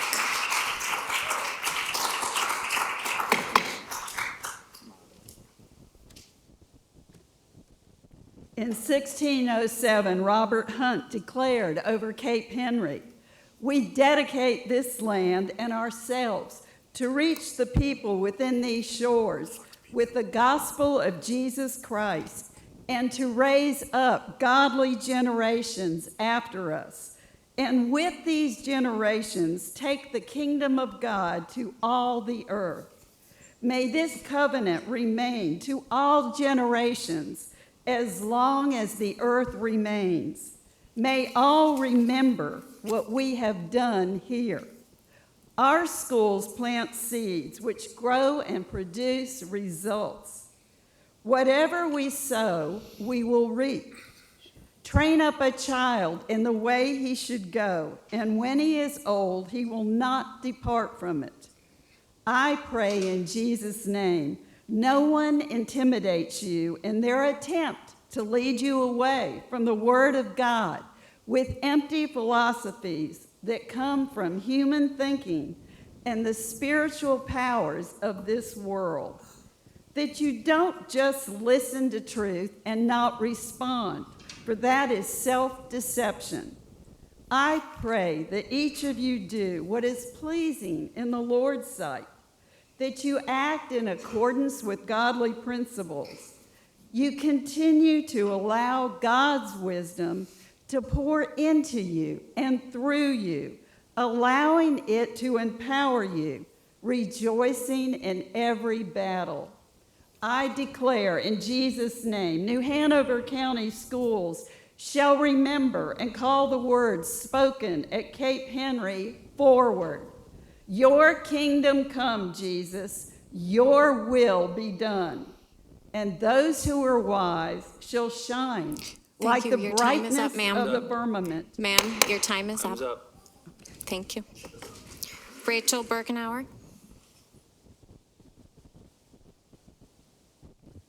Hi there. I'd really love to focus on what the teachers said, but here we are talking about this. So I'm a mom of two, and like most parents, I have hundreds of questions about safety, inclusion, logistics of LifeWise, and religious instruction in school. But today I'd like to focus on my personal experience as a mom with the amazing admin staff at Roland Grace and Hoggard. My two teens are in braces, which requires taking them out for appointments multiple times a month, and every time I get buzzed into the office, I'm blown away about how overwhelmed the staff is up front. To paint the picture for those who may not have been in the office for a while, it is the busiest beehive that you have ever been in. Bees going in and out and in and out. Staff's walkie-talkies going off. The phones are ringing. A student has a boo-boo. The confused parent asking questions about the kiosk to check out. They forgot their ID. The door buzzer rings again. One day, I looked at Miss J and I said, "Dang girl, I bet you don't even have time to pee." And she said, "Shoo, yes." While continuing to do 5 things at once and continuing to try and find my child. To add anything else to staff is cruel. The staff is asking for a life preserver, and the last thing we need to do is make their ship heavier. I'd also like to echo Dr. Barnes's research that this opens the door to instructional disruption, missing valuable classroom time, where NC is still only 52% proficient in reading, which is still below the pre-pandemic achievement, and 56% proficient in math. There is zero evidence that LifeWise improves student outcomes, and frankly, parents don't want it. Keep student in the classroom, and I really hope that you will listen to the staff and the parents and not the special interests from board members. Thank you. Thank you. Christina Mercier.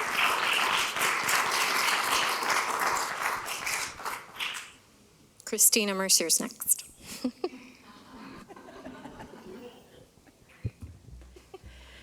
In our current culture wars climate, there are people who will accuse schools and educators of indoctrinating students. The true definition of indoctrination is when people must accept a set of beliefs with no option to question them. Sometimes a fact is a fact and there's no belief needed. However, educators prefer students to learn how to think and not what to think. You've had many speakers about LifeWise, and I want to add in why this program is the antithesis to the purpose of education. Whether LifeWise insists that they are focusing on character education or are mining the public schools for arrows to fill a quiver. While the program is opt-in, no one is unaffected by its happening during the school day. The program offers a narrow view of Christianity and uses multiple indoctrination techniques to both keep current participants and to get more to join. First, LifeWise restricts alternate information about other forms of Christianity. They repeat the same beliefs over and over. By being off campus, the participants are socialized to only be around others who are sharing the exact same beliefs. The students are rewarded for parroting the program's tenets and for getting others to sign up. Non-participants are punished because their peers are telling them they cannot play with them anymore because they aren't part of LifeWise and may go to hell. This is also emotional manipulation for all students, those who participate and those who do not. LifeWise literally uses every indoctrination technique to maintain its program. If you've ever been concerned about whether kids are being indoctrinated at school, well, this is a perfect example. It does not matter if you agree with this form of Christianity or not, it's still indoctrination. And let me add on, as the school year is winding down, June provides the opportunity for several recognitions: Pride, Caribbean American Heritage, Immigrant Heritage, Men's Mental Health. What's great about these is they don't have to apply to you or not, they just all deserve to be celebrated. Welcome the minority voice and happy Pride. Thank you. Sandy Isles.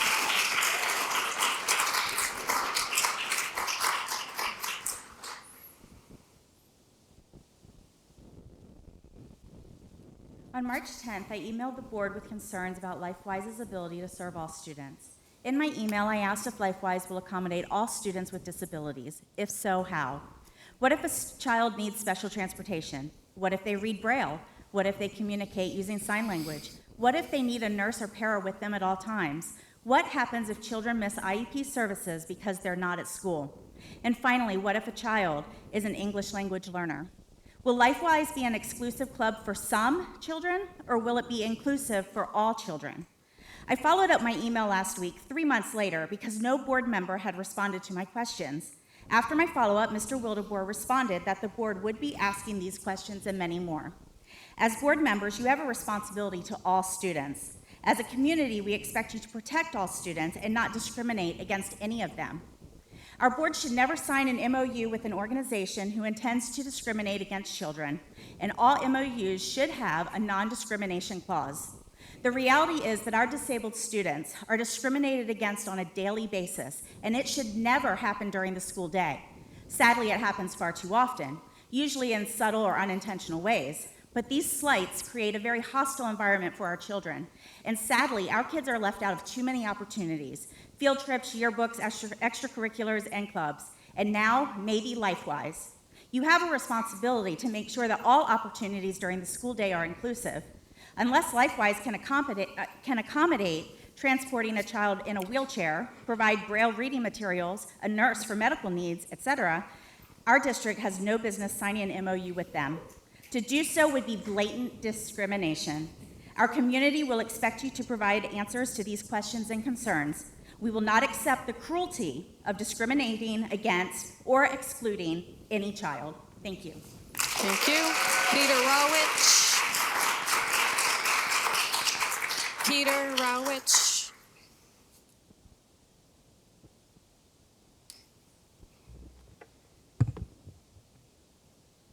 At the last policy committee meeting, while discussing a policy revision, one committee member shared a side-by-side comparison of the current policy with a similar policy from another school district. Good idea. So when updating the Code of Student Conduct, ideally next year, I encourage you to make a side-by-side comparison of the current code with the Code of Character, Conduct, and Support from the Winston-Salem-Forsyth County Schools. Your Code of Conduct is reactive. It begins with an explanation of the importance of interventions and disciplinary actions for correcting student behavior. Their code is proactive. It starts with suggestions for parents on advocating for support and services when their elementary children are facing difficult challenges. Oh, and it offers middle and high school students ideas to advocate for themselves when they are experiencing academic, social, and emotional or mental health challenges. Their code has 6 pages on the rights and responsibilities of students, parents and guardians, and staff. It lists 33 behavioral expectations that they're all working on or supporting. And of course, later it includes a violations and consequences chart. Your code of conduct just lists the 65 inappropriate and dangerous behaviors and their consequences. Maybe it should be called the Code of Bad Conduct. It is past time to make support and services the heart of the student behavior codes and policies. Thank you. Thank you. E.J. Hanley.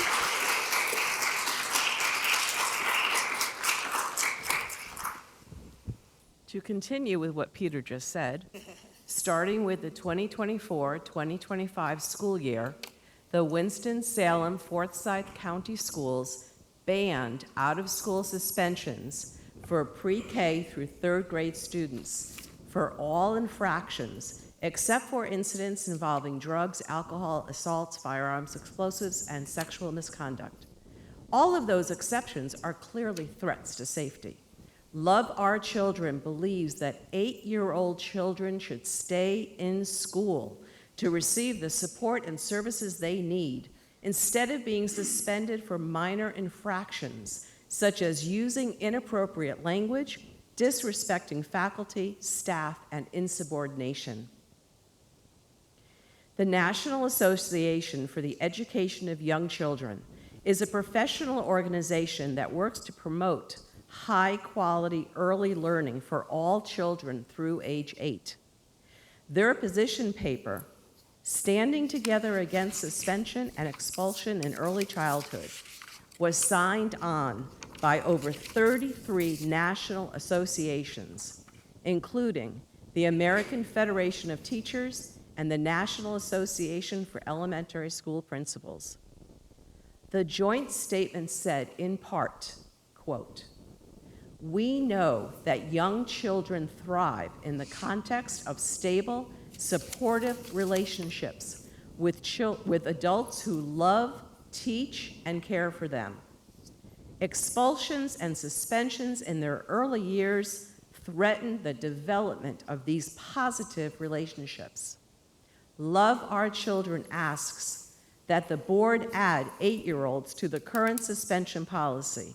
If there is no clear threat to safety, then help them in school." Thank you. Thank you. Michael Werner.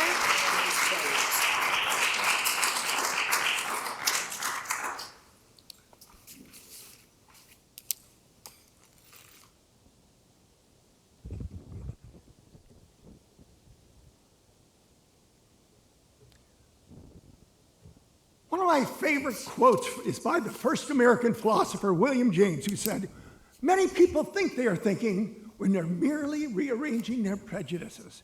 His message is that we all should begin with doubt. Each of us makes our decisions based on earlier influences such as our family, religion, our political affiliation, our political tribe. Most of us choose easy, quick answers.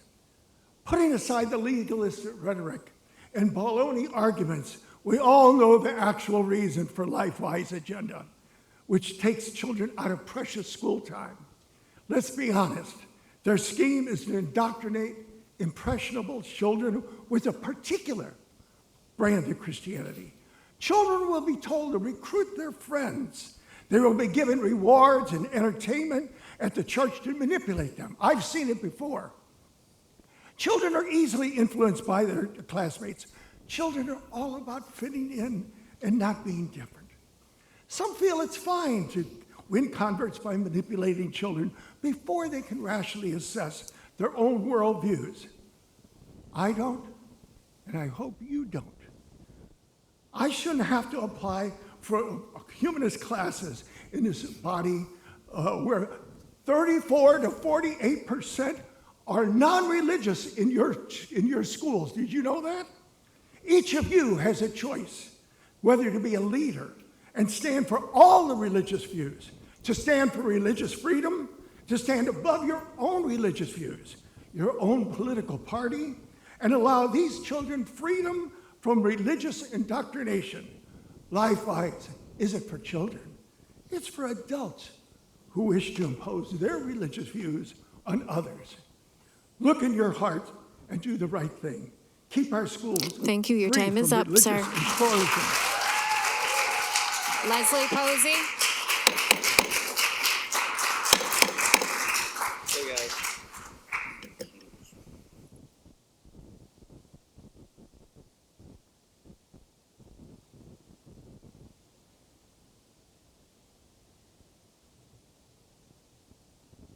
The LifeWise program makes it clear that art and music are not important because that's when they want to take kids out of school. I guess we saw at the beginning of this meeting that art is important, starting in kindergarten, as we saw with the wonderful artwork. And music is too. In fact, there is huge amounts of research showing that regular study of the arts and foreign language have a strong positive effect on math and reading test scores. But members of this board and community want to deny some of our kids these opportunities, which are also required. You can find those requirements on the NCDPI website. But I want to tell you a quick story. When I was in school, we had art and music regularly. One of my friends went on to be a very successful graphic artist. She told me a few years ago she was so frustrated by the academic classes we had to take that if we hadn't had art in school, she probably would have committed suicide. So if parents want their children to be in Bible study, they should take them to church, not deny them subjects that could actually be life-saving. Thank you. Sonia Benetton Patrick. Sonia Benetton Patrick. I don't know if I'm saying it correctly. Yep. Okay. Perfect.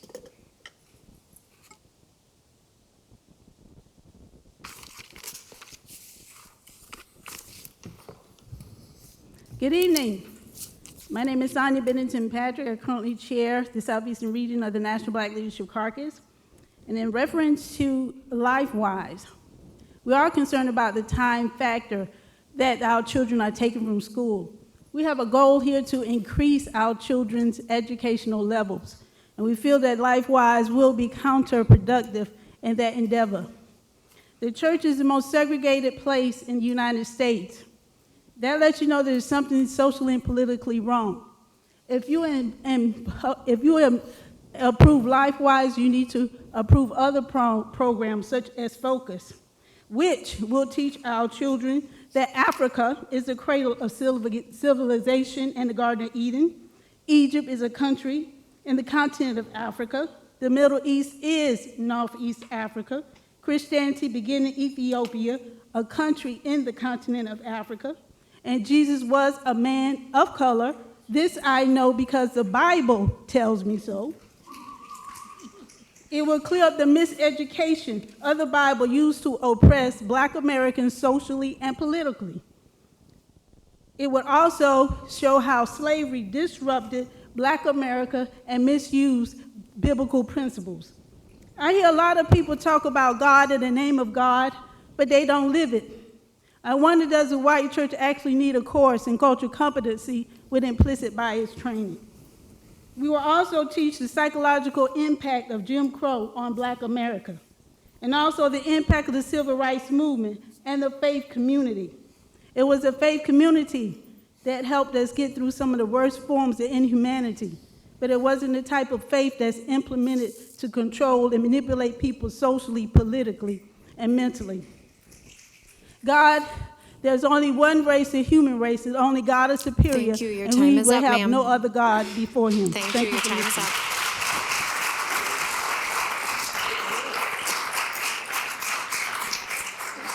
And this concludes our call to audience. All right, thank you, Ms. Mason. Thank you to everyone that spoke tonight. We do appreciate everything that you said. Thank you very much. At this time, we will take a break. I have 7:04. If we can be back in the dais at 7:10, please. Thank you.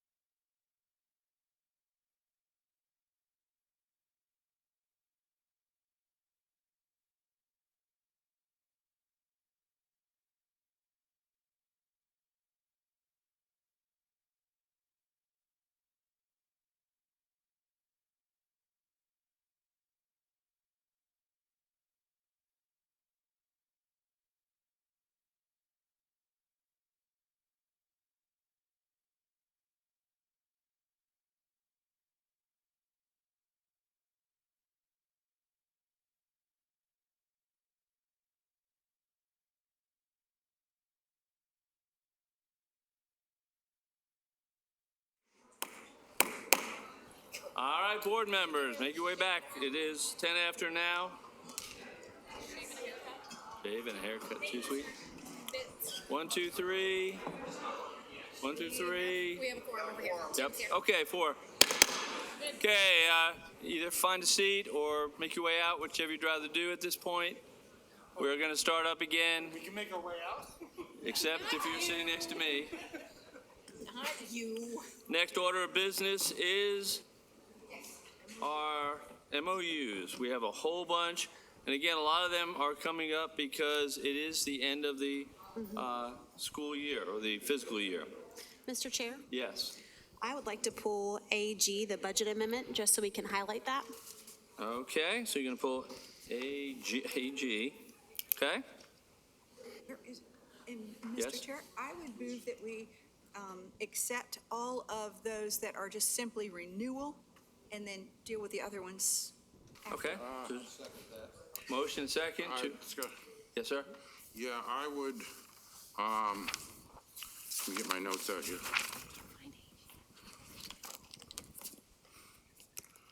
I believe that C is a renewal for Dragonfly Athletics. I'd like to pull that. Okay, you want to pull C? Okay. I think those are the renewals. Correct me if I'm wrong, X and AC are not renewals. Which ones? I'm sorry? Is AC, AC might be a renewal too. Can you I'll tell look me at if it real that's not? AC is not a renewal. Okay, how about X? No. Okay, so just pull C then.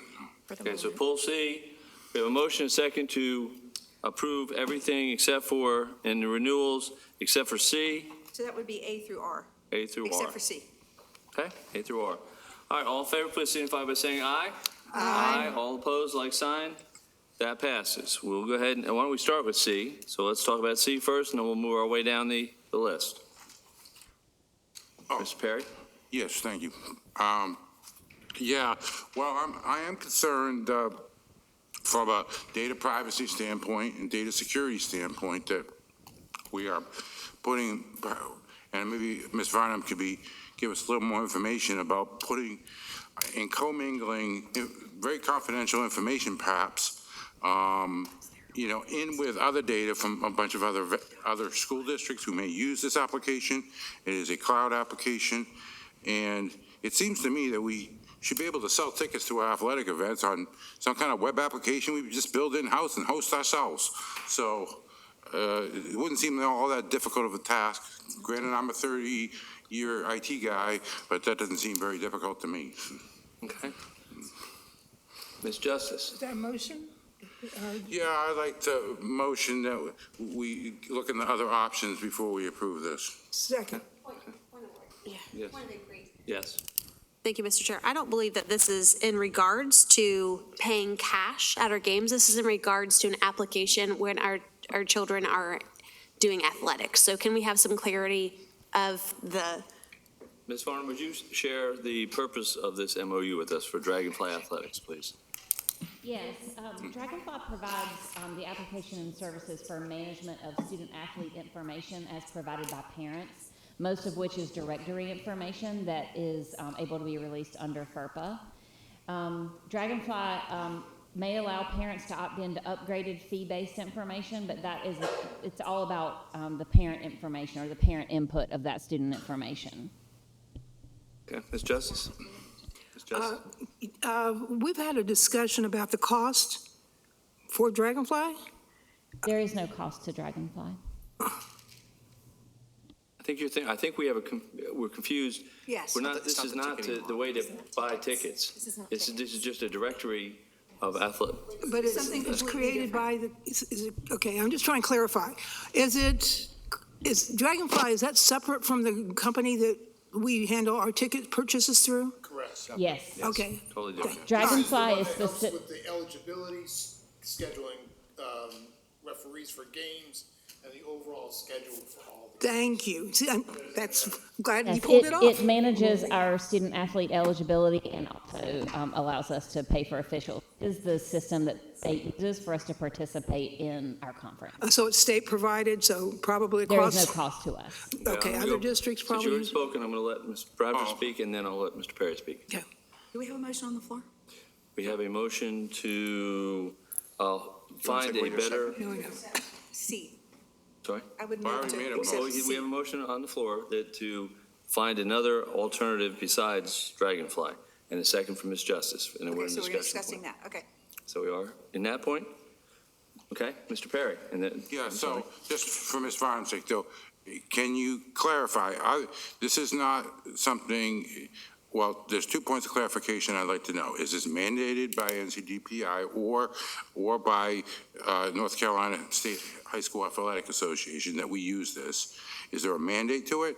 And the second thing that I want to ask is our information that the people provide commingle with lots of other data from other schools that if a hacker wanted to get into it, could have a field day, it would be very motivated to hack into such a system?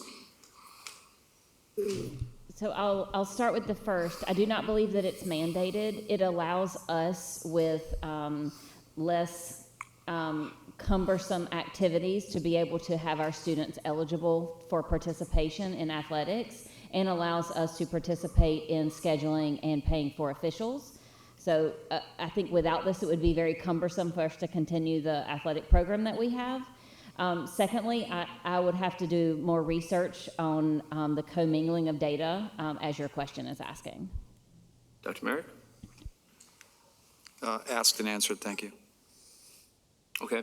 Can I ask a question? You may. I'm sorry. Go ahead. How much personal information? It's not using students' social security numbers. It's not using. No, and it's using all, student ID numbers, right? Which are right. separate. So the parents input their student information basically their demographics, and like I said, it's just about the same information of directory. And it's the parents putting that system. The in themselves. parents are the That's ones what I thought. inserting the information. That's what I thought. Thank you. Ms. Justice? So this is needed, like say you were playing games across the state with other teams, all kinds of different sports, and is this the way that they are able to communicate and arrange a lot of, and you said the officials too, so this does a lot of across the state information sharing, because you need to, I'm not talking about students' IDs, but actual physical putting it together so they can play certain times, certain places, and make it work. Right. It maintains our rosters, and it maintains the eligibility status of our students, and it also allows for communication with parents about their student information. Due to time, I'm going to go ahead and call, make a motion, we call the question. Is there a second? Okay, any discussion on that? Hearing none. So the motion in front of us is to instruct the superintendent or the. Mr. Chair, you have to vote on the call. We have to vote on Point the of call order. question. I'm sorry, Point yes, of order. yes, I'm sorry. Point of order, sir. Yes, sir. When we have a call, if you're going to call the question, Yeah, I know. okay, we have to vote on that first. You're right, okay, that's what, Oh, yeah. sure. Okay, all in favor of calling the question, please signify by saying aye. Aye. All opposed? Okay, so the motion in front of us is to instruct the superintendent or his designee to research alternatives to Dragonfly. All in favor, please signify by saying aye. Aye. All opposed, like sign? Nay. No. Okay, that's defeated 6-1.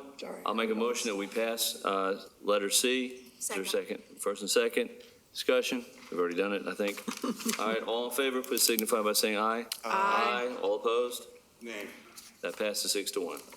Okay, we'll carry on with letter, well, I guess we said S. S and on. S. Does anybody want to pull anything all the way down? Because we discussed them some last week. Pulled AG, so Mr. Chair. We have AG pulled. That's the only one we have pulled. Yes, ma'am? I would move that we accept S through AF. Second. First and second, Mr. Perry. I'd like to pull X and AC. X, and what was the other one? AC. AC, okay. So we're pulling X, AC, and AG. And Mr. Chair, I'd just like to note we have about 3 minutes left on this particular section. Thank you, okay. All right, so I'll make a motion that we pass all the remaining MOUs except for X, AG, and AC. All in Second. favor? Oh, yeah, and we did that. You need that. Thank you, sir. All in favor, please signify by saying aye. Aye. All opposed. Okay, we'll start with X. Well, actually, we'll start with AG, since that was the first one we pulled out.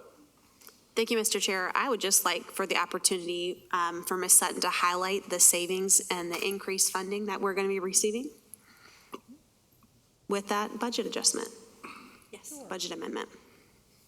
So, as we were going through, the total budget increase is a little over $4 million, adding all those together.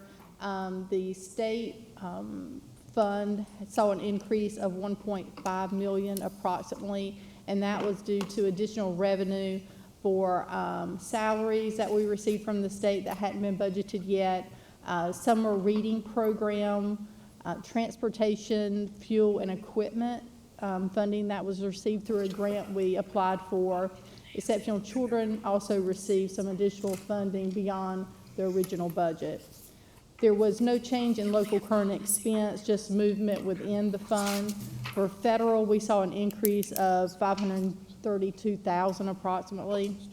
The majority of that was due to an additional grant we received from the feds for Exceptional Children's Program. And then we also saw some increases for improving teacher quality, CTE program, and some transportation for homeless children. So we've got additional allocation there as well. And then for capital outlay, we saw an increase here because the state, we applied with the state to be able to lease some additional buses, and they approved that for us, so we're able to have them pay for some additional yellow buses. So those were the increases we saw. Okay, we have 1 minute left. With that, I just want to approve, I would move to approve the AG budget amendment. Second.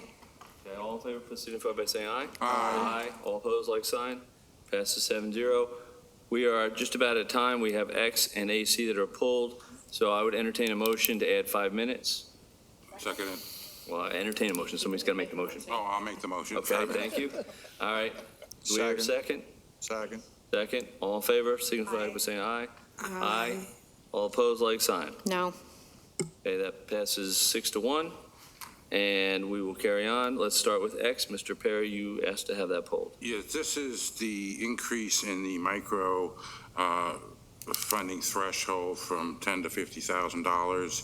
I think during these a time when we have a financial crunch and our budget's really, comes down to every penny, that we need to be make sure that we are getting competitive bids all the time, and that sometimes as a board, I know our staff is working on trying to do cost comparisons, but we don't see those usually. We can't see that, they're doing that, and it would be good if we could see that. And so I hate just giving carte blanche to spend up to $50,000 without having some oversight over it.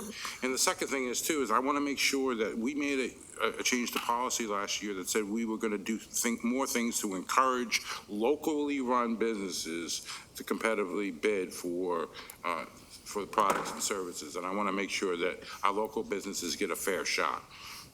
Ms. Bradford? I congratulate the Finance Office for this great success, and I move that we accept contracts extending into fiscal year 2027. Second. Second. Oh, that was a different one. Oh, sorry. X. We're an X. Authorize increase in micro purchase threshold, sorry. And I'll second that. Okay. Yes, ma'am. Thank you, Mr. Chair. This was discussed at our agenda review. One of the justifications for the change is that aligns with the state, the threshold use. We are doing things, and our staff is doing things to continuously save us money. But I'm in favor of this for the sole purpose of having some consistent alignment. It's not saying that we cannot reevaluate things as we see different things in our budget, but this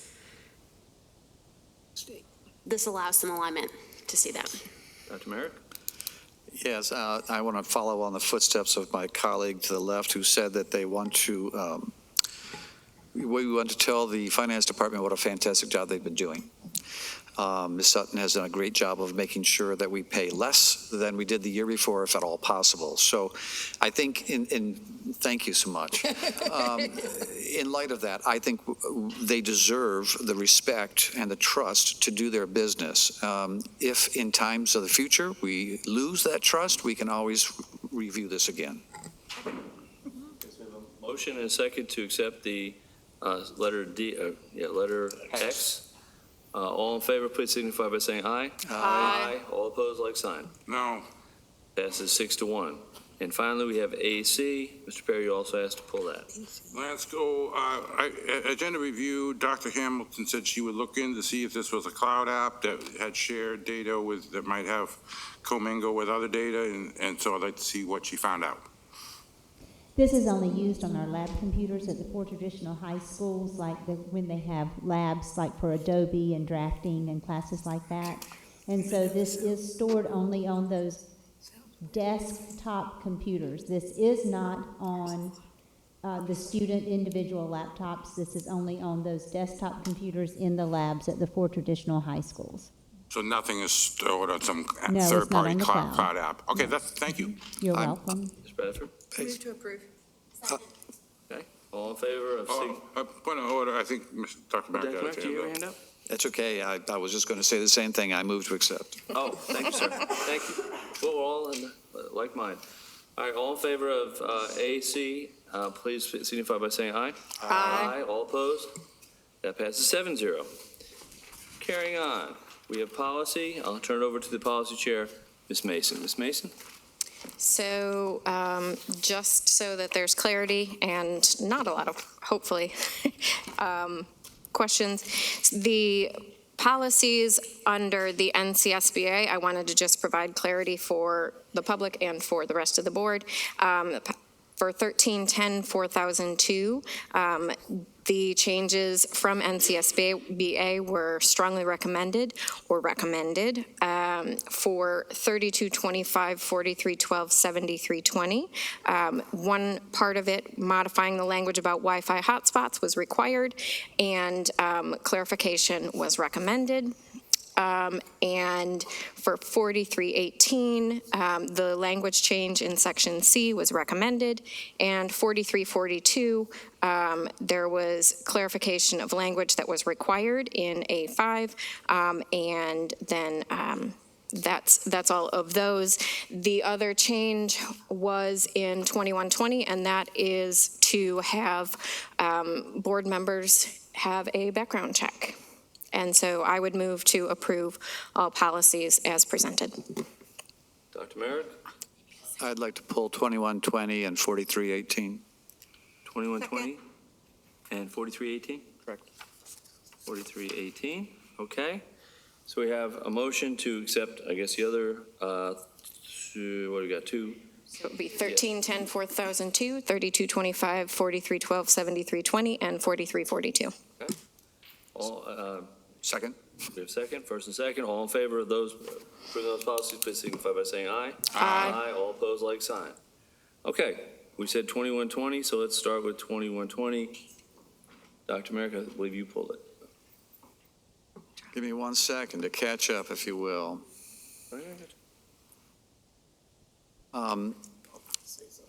I believe that it's a really good idea that our board members are checked and vetted. What I don't have is a metric by how we will measure what issues are beyond the pale and which are not. So I think this is an excellent a place that we do need to change a policy, but I think this is still a little bit of a rough draft. I think we need to determine how we decide, you know, what things are acceptable and what are not. And, you know, I don't want this to be weaponized in the future, so I move that we send it back to policy. I'll second that. Okay, yes, ma'am? Yeah. No. Sorry. Sorry. I know there's two of us. Just for clarity for the public, this was already set to be on the agenda for next month, which the policy members are aware of. Explain, I'm sorry, I didn't get that. So the policy committee felt it was very important at the time to move this forward so that we could get the ball rolling, so that board members could get background checks and such. We wanted to move it forward with the note that we would be bringing it back to policy the following month. So that was discussed in policy. Okay, so we have a motion now. I'll get to you, Ms. Justice, but Dr. Merrick's motion is to send the whole thing back to policy without moving forward with it at this point, correct, Dr. Merrick? Correct. Okay. Ms. Justice. All right. I'm sorry. Ms. Bradford had her hand up like a half hour ago, and I keep forgetting her. Let her go first. I'm going to She go to had her it first, first. and then you. That's Things have transpired past where I was because I didn't get called on, so I'll just wait until this Okay. happens, and Okay. then I'll go on from there. okay. Ms. Justice, back over to you. I'm sorry. Okay. My fault. Um, Gotta look Trying to both go ways. back in the past here, it sounds strange. I know that when I was on the board previously, we did have this policy where we had to have a background check. Everybody that was on the board always had it. So I just wanted to bring that up, and it was no problem. And it was mainly concerned with and this was ironic.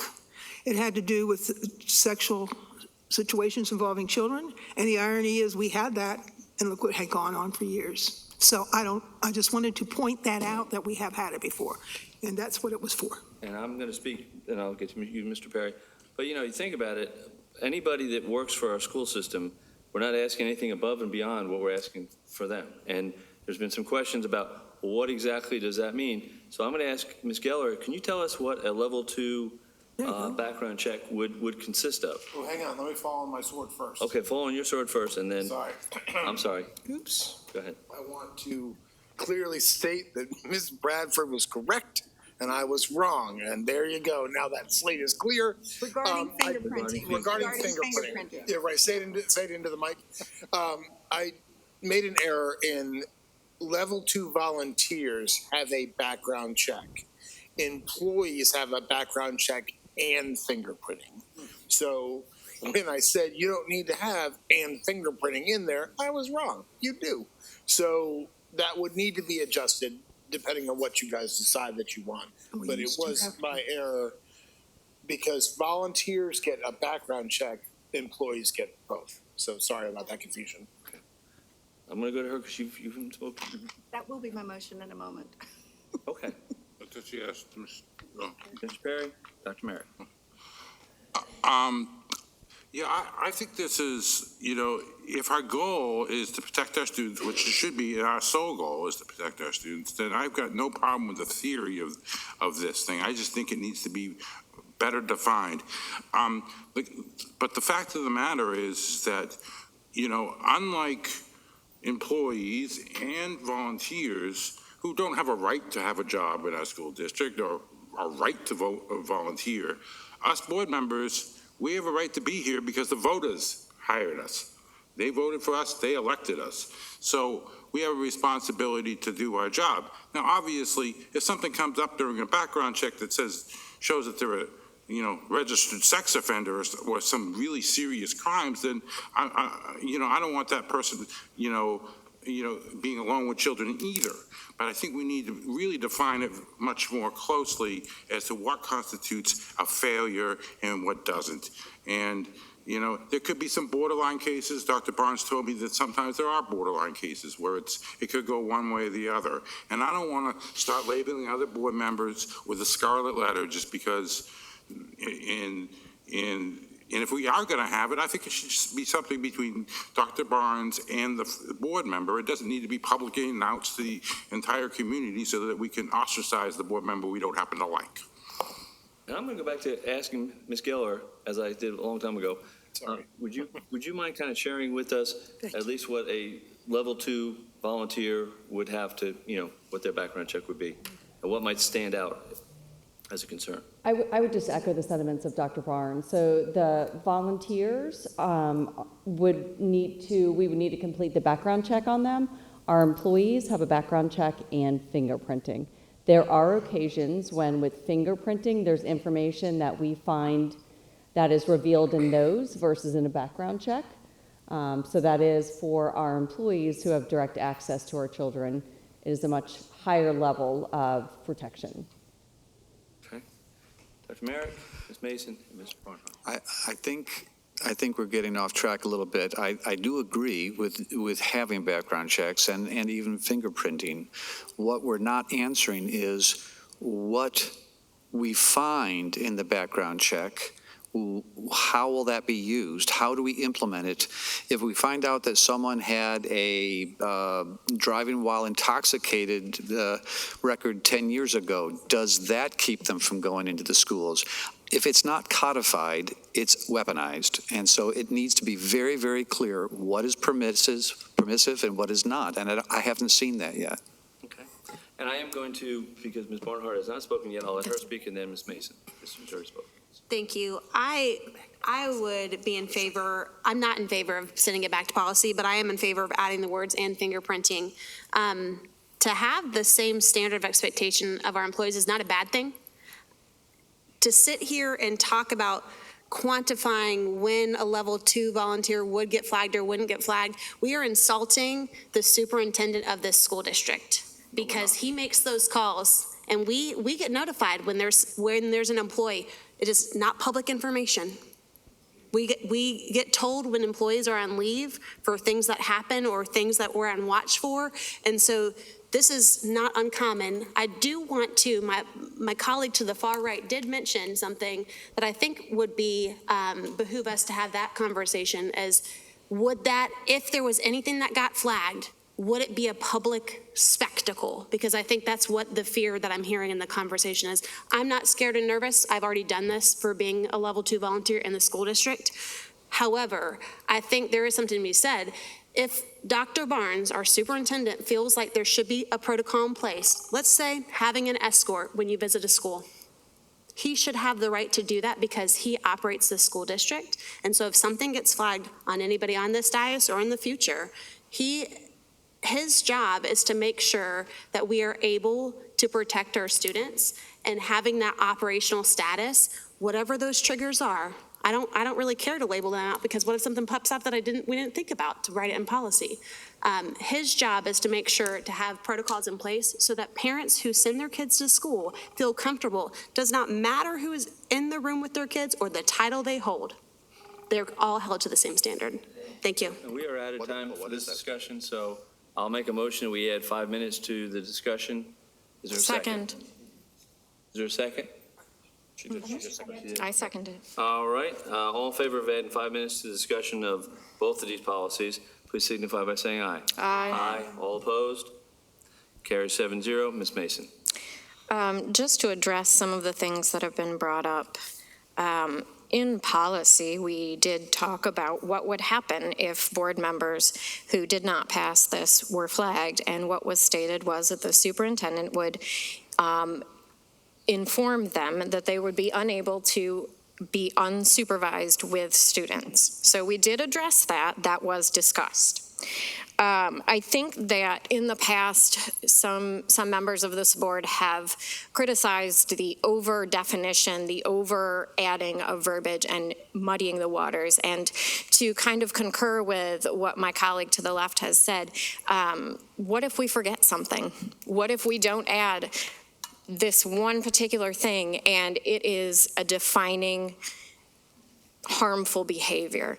I think that we run that risk if we add and add and add and add. Sometimes it's better to keep it simple. There was a phrase, to add a little humor, that was taught to me a long time ago, and that is to KISS. That is, keep it simple, stupid. That's what it is. And I feel like we need to keep this as simple as possible so that it doesn't get muddied, it doesn't get complicated. Mr. Perry. I just wanted to, a question for my colleague, almost furthest to my left.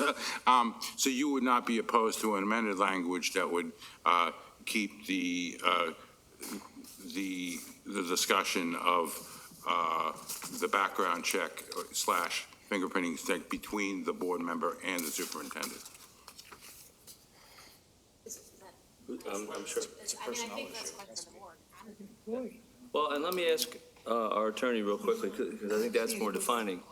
Since we have to discuss board members in open session, would it be possible if there was, say, a person's background check came up and there were some limitations put on that person.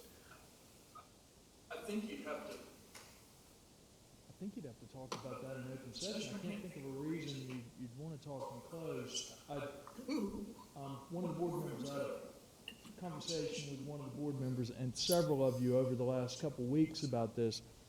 There are a group of offenses that are misdemeanors under North Carolina law that do require registration as a sex offender if the victim happened to be a minor, like misdemeanor solicitation of prostitution, misdemeanor indecent liberties.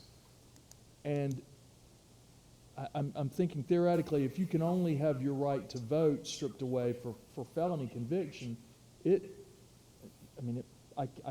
theoretically, it seems like you could have a situation where somebody would be eligible to run for office, yet still, could have a reportable offense that would trigger the Lunsford Act prohibition on coming on school premises.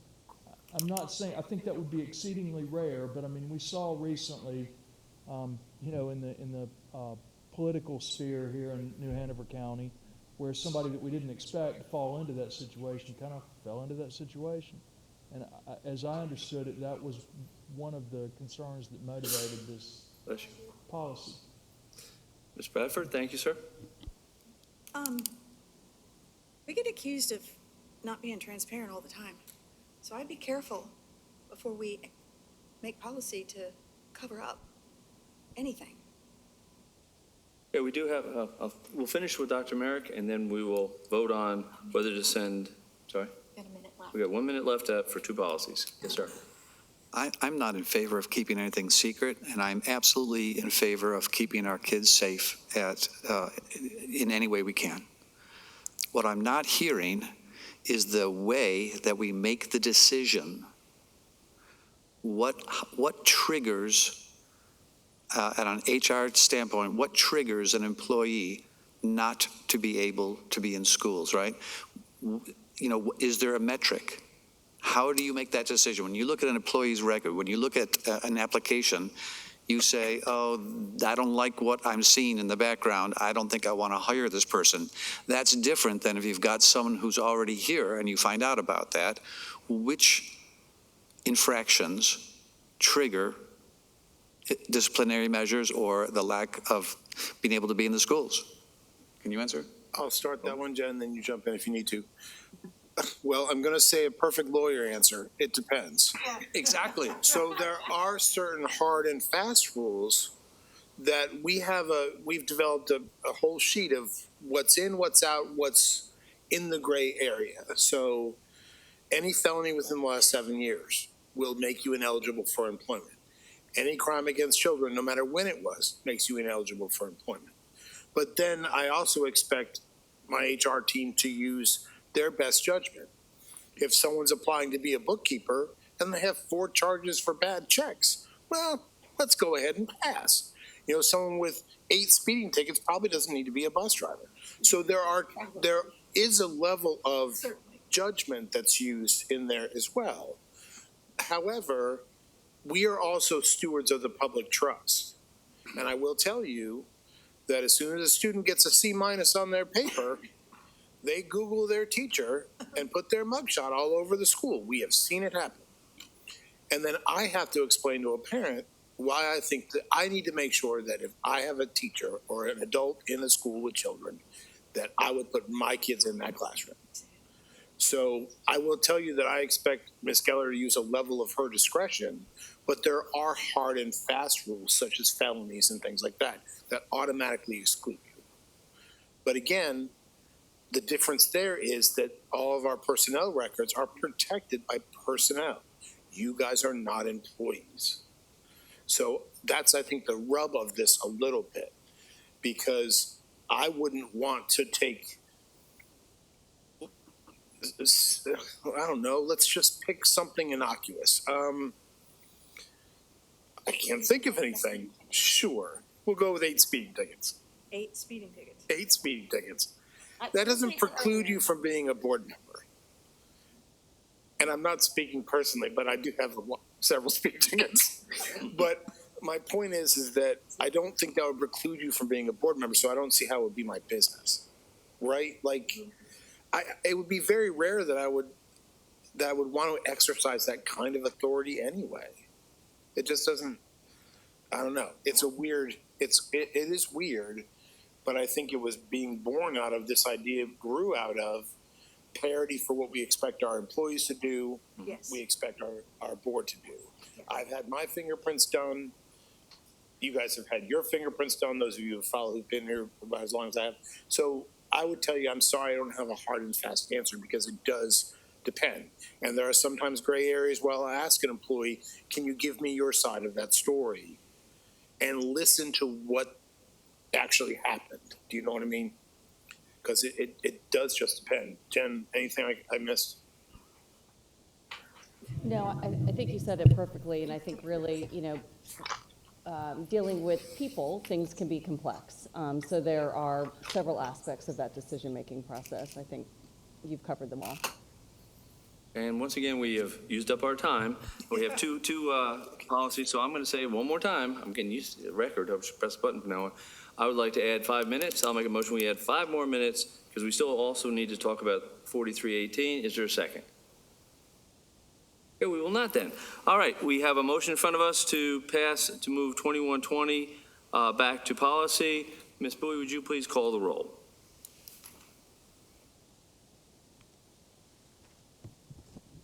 Mr. Perry?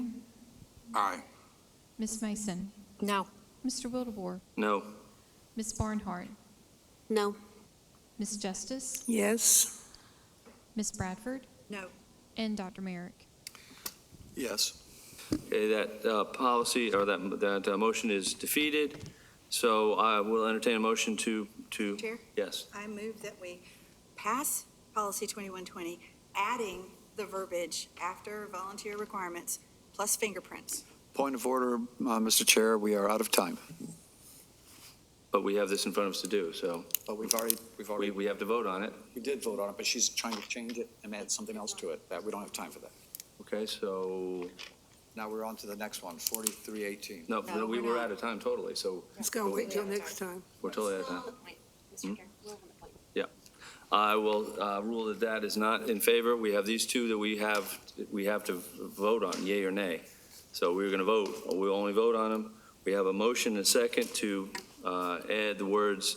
Point of order, Mr. Chair. I've already ruled on your point of order, sir. You are now out of order. Yes, sir. I make a point of order. I would say that it is fine to continue to have a vote on the main motion, but an amendment to the main motion at this point is out of order, since there's no more time to do it. Thank you, sir. And I will rule that. I will rule that in good. Let's see what it is. I will rule that as. I can't remember my writing. Sorry. Yeah, here it is. This is well taken, so we will rule on the main motion, what we had originally in front of us in these two policies. Sorry? All right, so we have motion, we have what we have in front of us for 2120. Would you please call the roll? And that is, again, without the fingerprinting added. We can add that later if we need. Mr. Chairman, point of order. Yes. We talked in agenda review, and I said I was adding this. And because we got wrong information, it wasn't allowed to be added.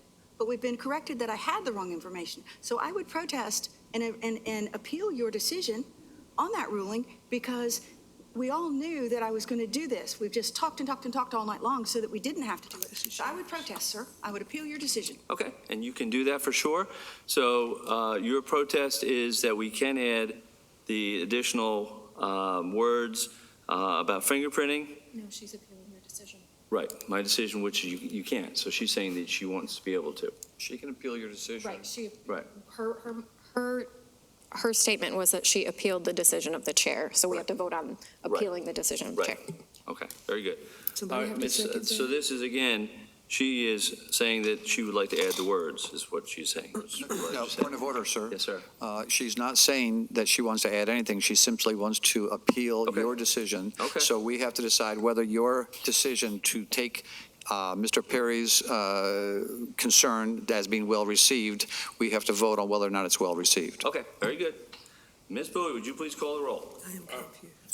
Point of inquiry. Yes, So sir. what, a yes vote is what, and a Yes, no vote is? vote saying that you don't, that you do not agree that your point that you made is well received by me. So if I agree with your point, I vote no. Correct. Okay.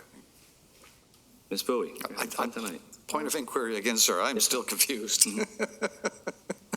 Just for clarification, sir, the appeal requires a second. Okay, thank you. Thank you for reminding me that. Is there a second? Hearing none, we will carry on with our vote on 2120 as it is written. Ms. Bowie, would you please call the roll?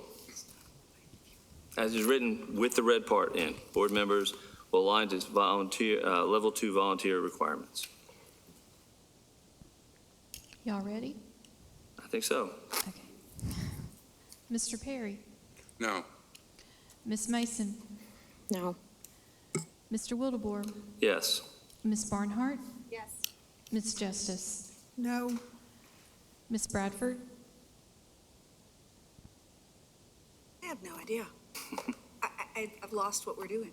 We're voting on Just the plain as is. as it is with the will align to level 2 volunteer requirements. Yes. And Dr. Merrick? Yes. Okay, so that passes 4-3.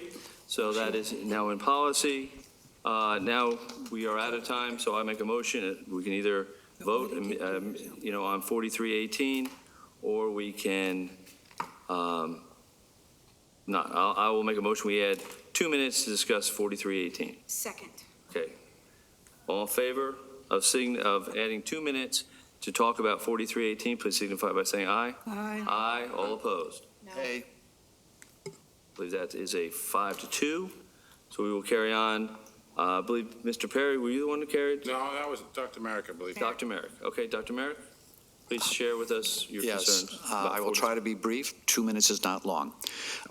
I like the idea of making sure we do not have students taking pictures of other students, because we know this is how most cyberbullying takes place.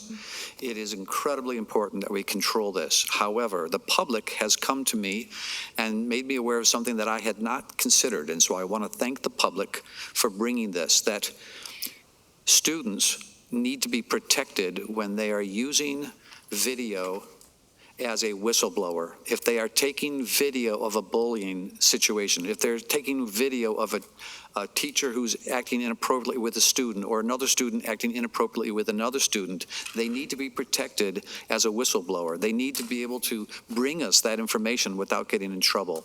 And I think that one of the reasons that kids do have phones is because they're scared that they're not safe in schools, and they need to be able to support themselves with video evidence, and we need to protect them.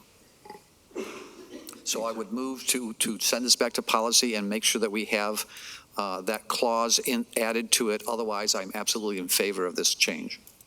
And can you repeat the clause you'd like to add? Yes, I would like to add a clause to protect whistleblowers who do take video or pictures of other students if there is inappropriate activity. Okay, is there a second? Yeah, I'll second that. Okay, so we have first and second. Any discussion with 8 seconds left to go? Okay, all in favor? Well, no, let's go. Would you please call the roll? This is to send policy 4318 back to policy to add whistleblower wording. Ms. Bowie? Mr. Perry? Aye. Ms. Mason? Yes. Mr. Wildebohr? Yes. Ms. Barnhart? Yes. Ms. Justice? Yes. Ms. Bradford? Yes. And Dr. Merrick? Yes. Okay, that passes 7-0. So 4318 will go back to policy. Sorry. And we have no old business, no new business. We will need a short closed session. Yes, sir. I would like to make our closed session very short so we can go watch the Hurricanes play Game 1 of the Stanley Cup. Well, soccer, correct? Well, I'll read this really fast then. All right, I call for motion to go into closed session pursuant to General Statute 143, 318, 11, to prevent the disclosure of information as privileged or confidential pursuant to General Statute 115C He's got to read his reading. 402 and not considered a public record under the meaning of Chapter 132 of State General Statutes, to prevent disclosure of student records rendered confidential under the FERPA, to consult with the attorney and to preserve the attorney-client privilege, and to consider qualifications, competence, performance, character, fitness, conditions of appointment, and conditions of initial employment of initial employed or considered for employment within the school system, or to hear or investigate a complaint, charge, or grievance by or against any individual employee. Is there such a motion? So moved. Second. First and second, all in favor, please signify by saying aye. Aye. All opposed? We are in closed session. Please go directly there so we can get Mr. Perry where he needs to be.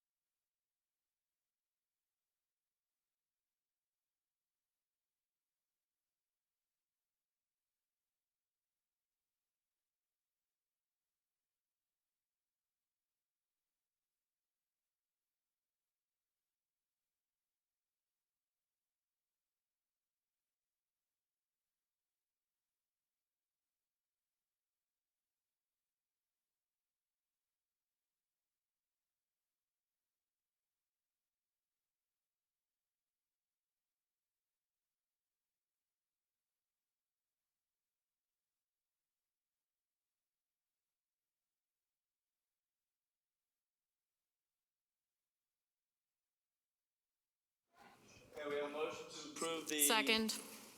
personnel report and a second. Is Justin, you coming or you going the other way? Come on. We got to finish I don't this. need you. All right. All in favor of approving the personnel report, please signify by saying aye. Aye. All opposed? Passes. We're all here. 7. Yes, she's here. 7-0. Do we have any correspondence? My aunt wrote me a letter the other day. Got it. They still write letters in this world? All right. Oh, damn. These up real quick. Slowly.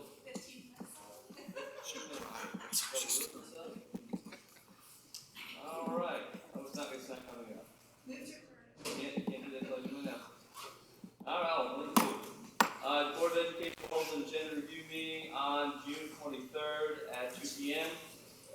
Board of Education Center, the general public will have the option to view remotely on NHCS TV, YouTube, and the Board of Education will hold its, I should say July, regular board meeting on July 7th at 5 p.m.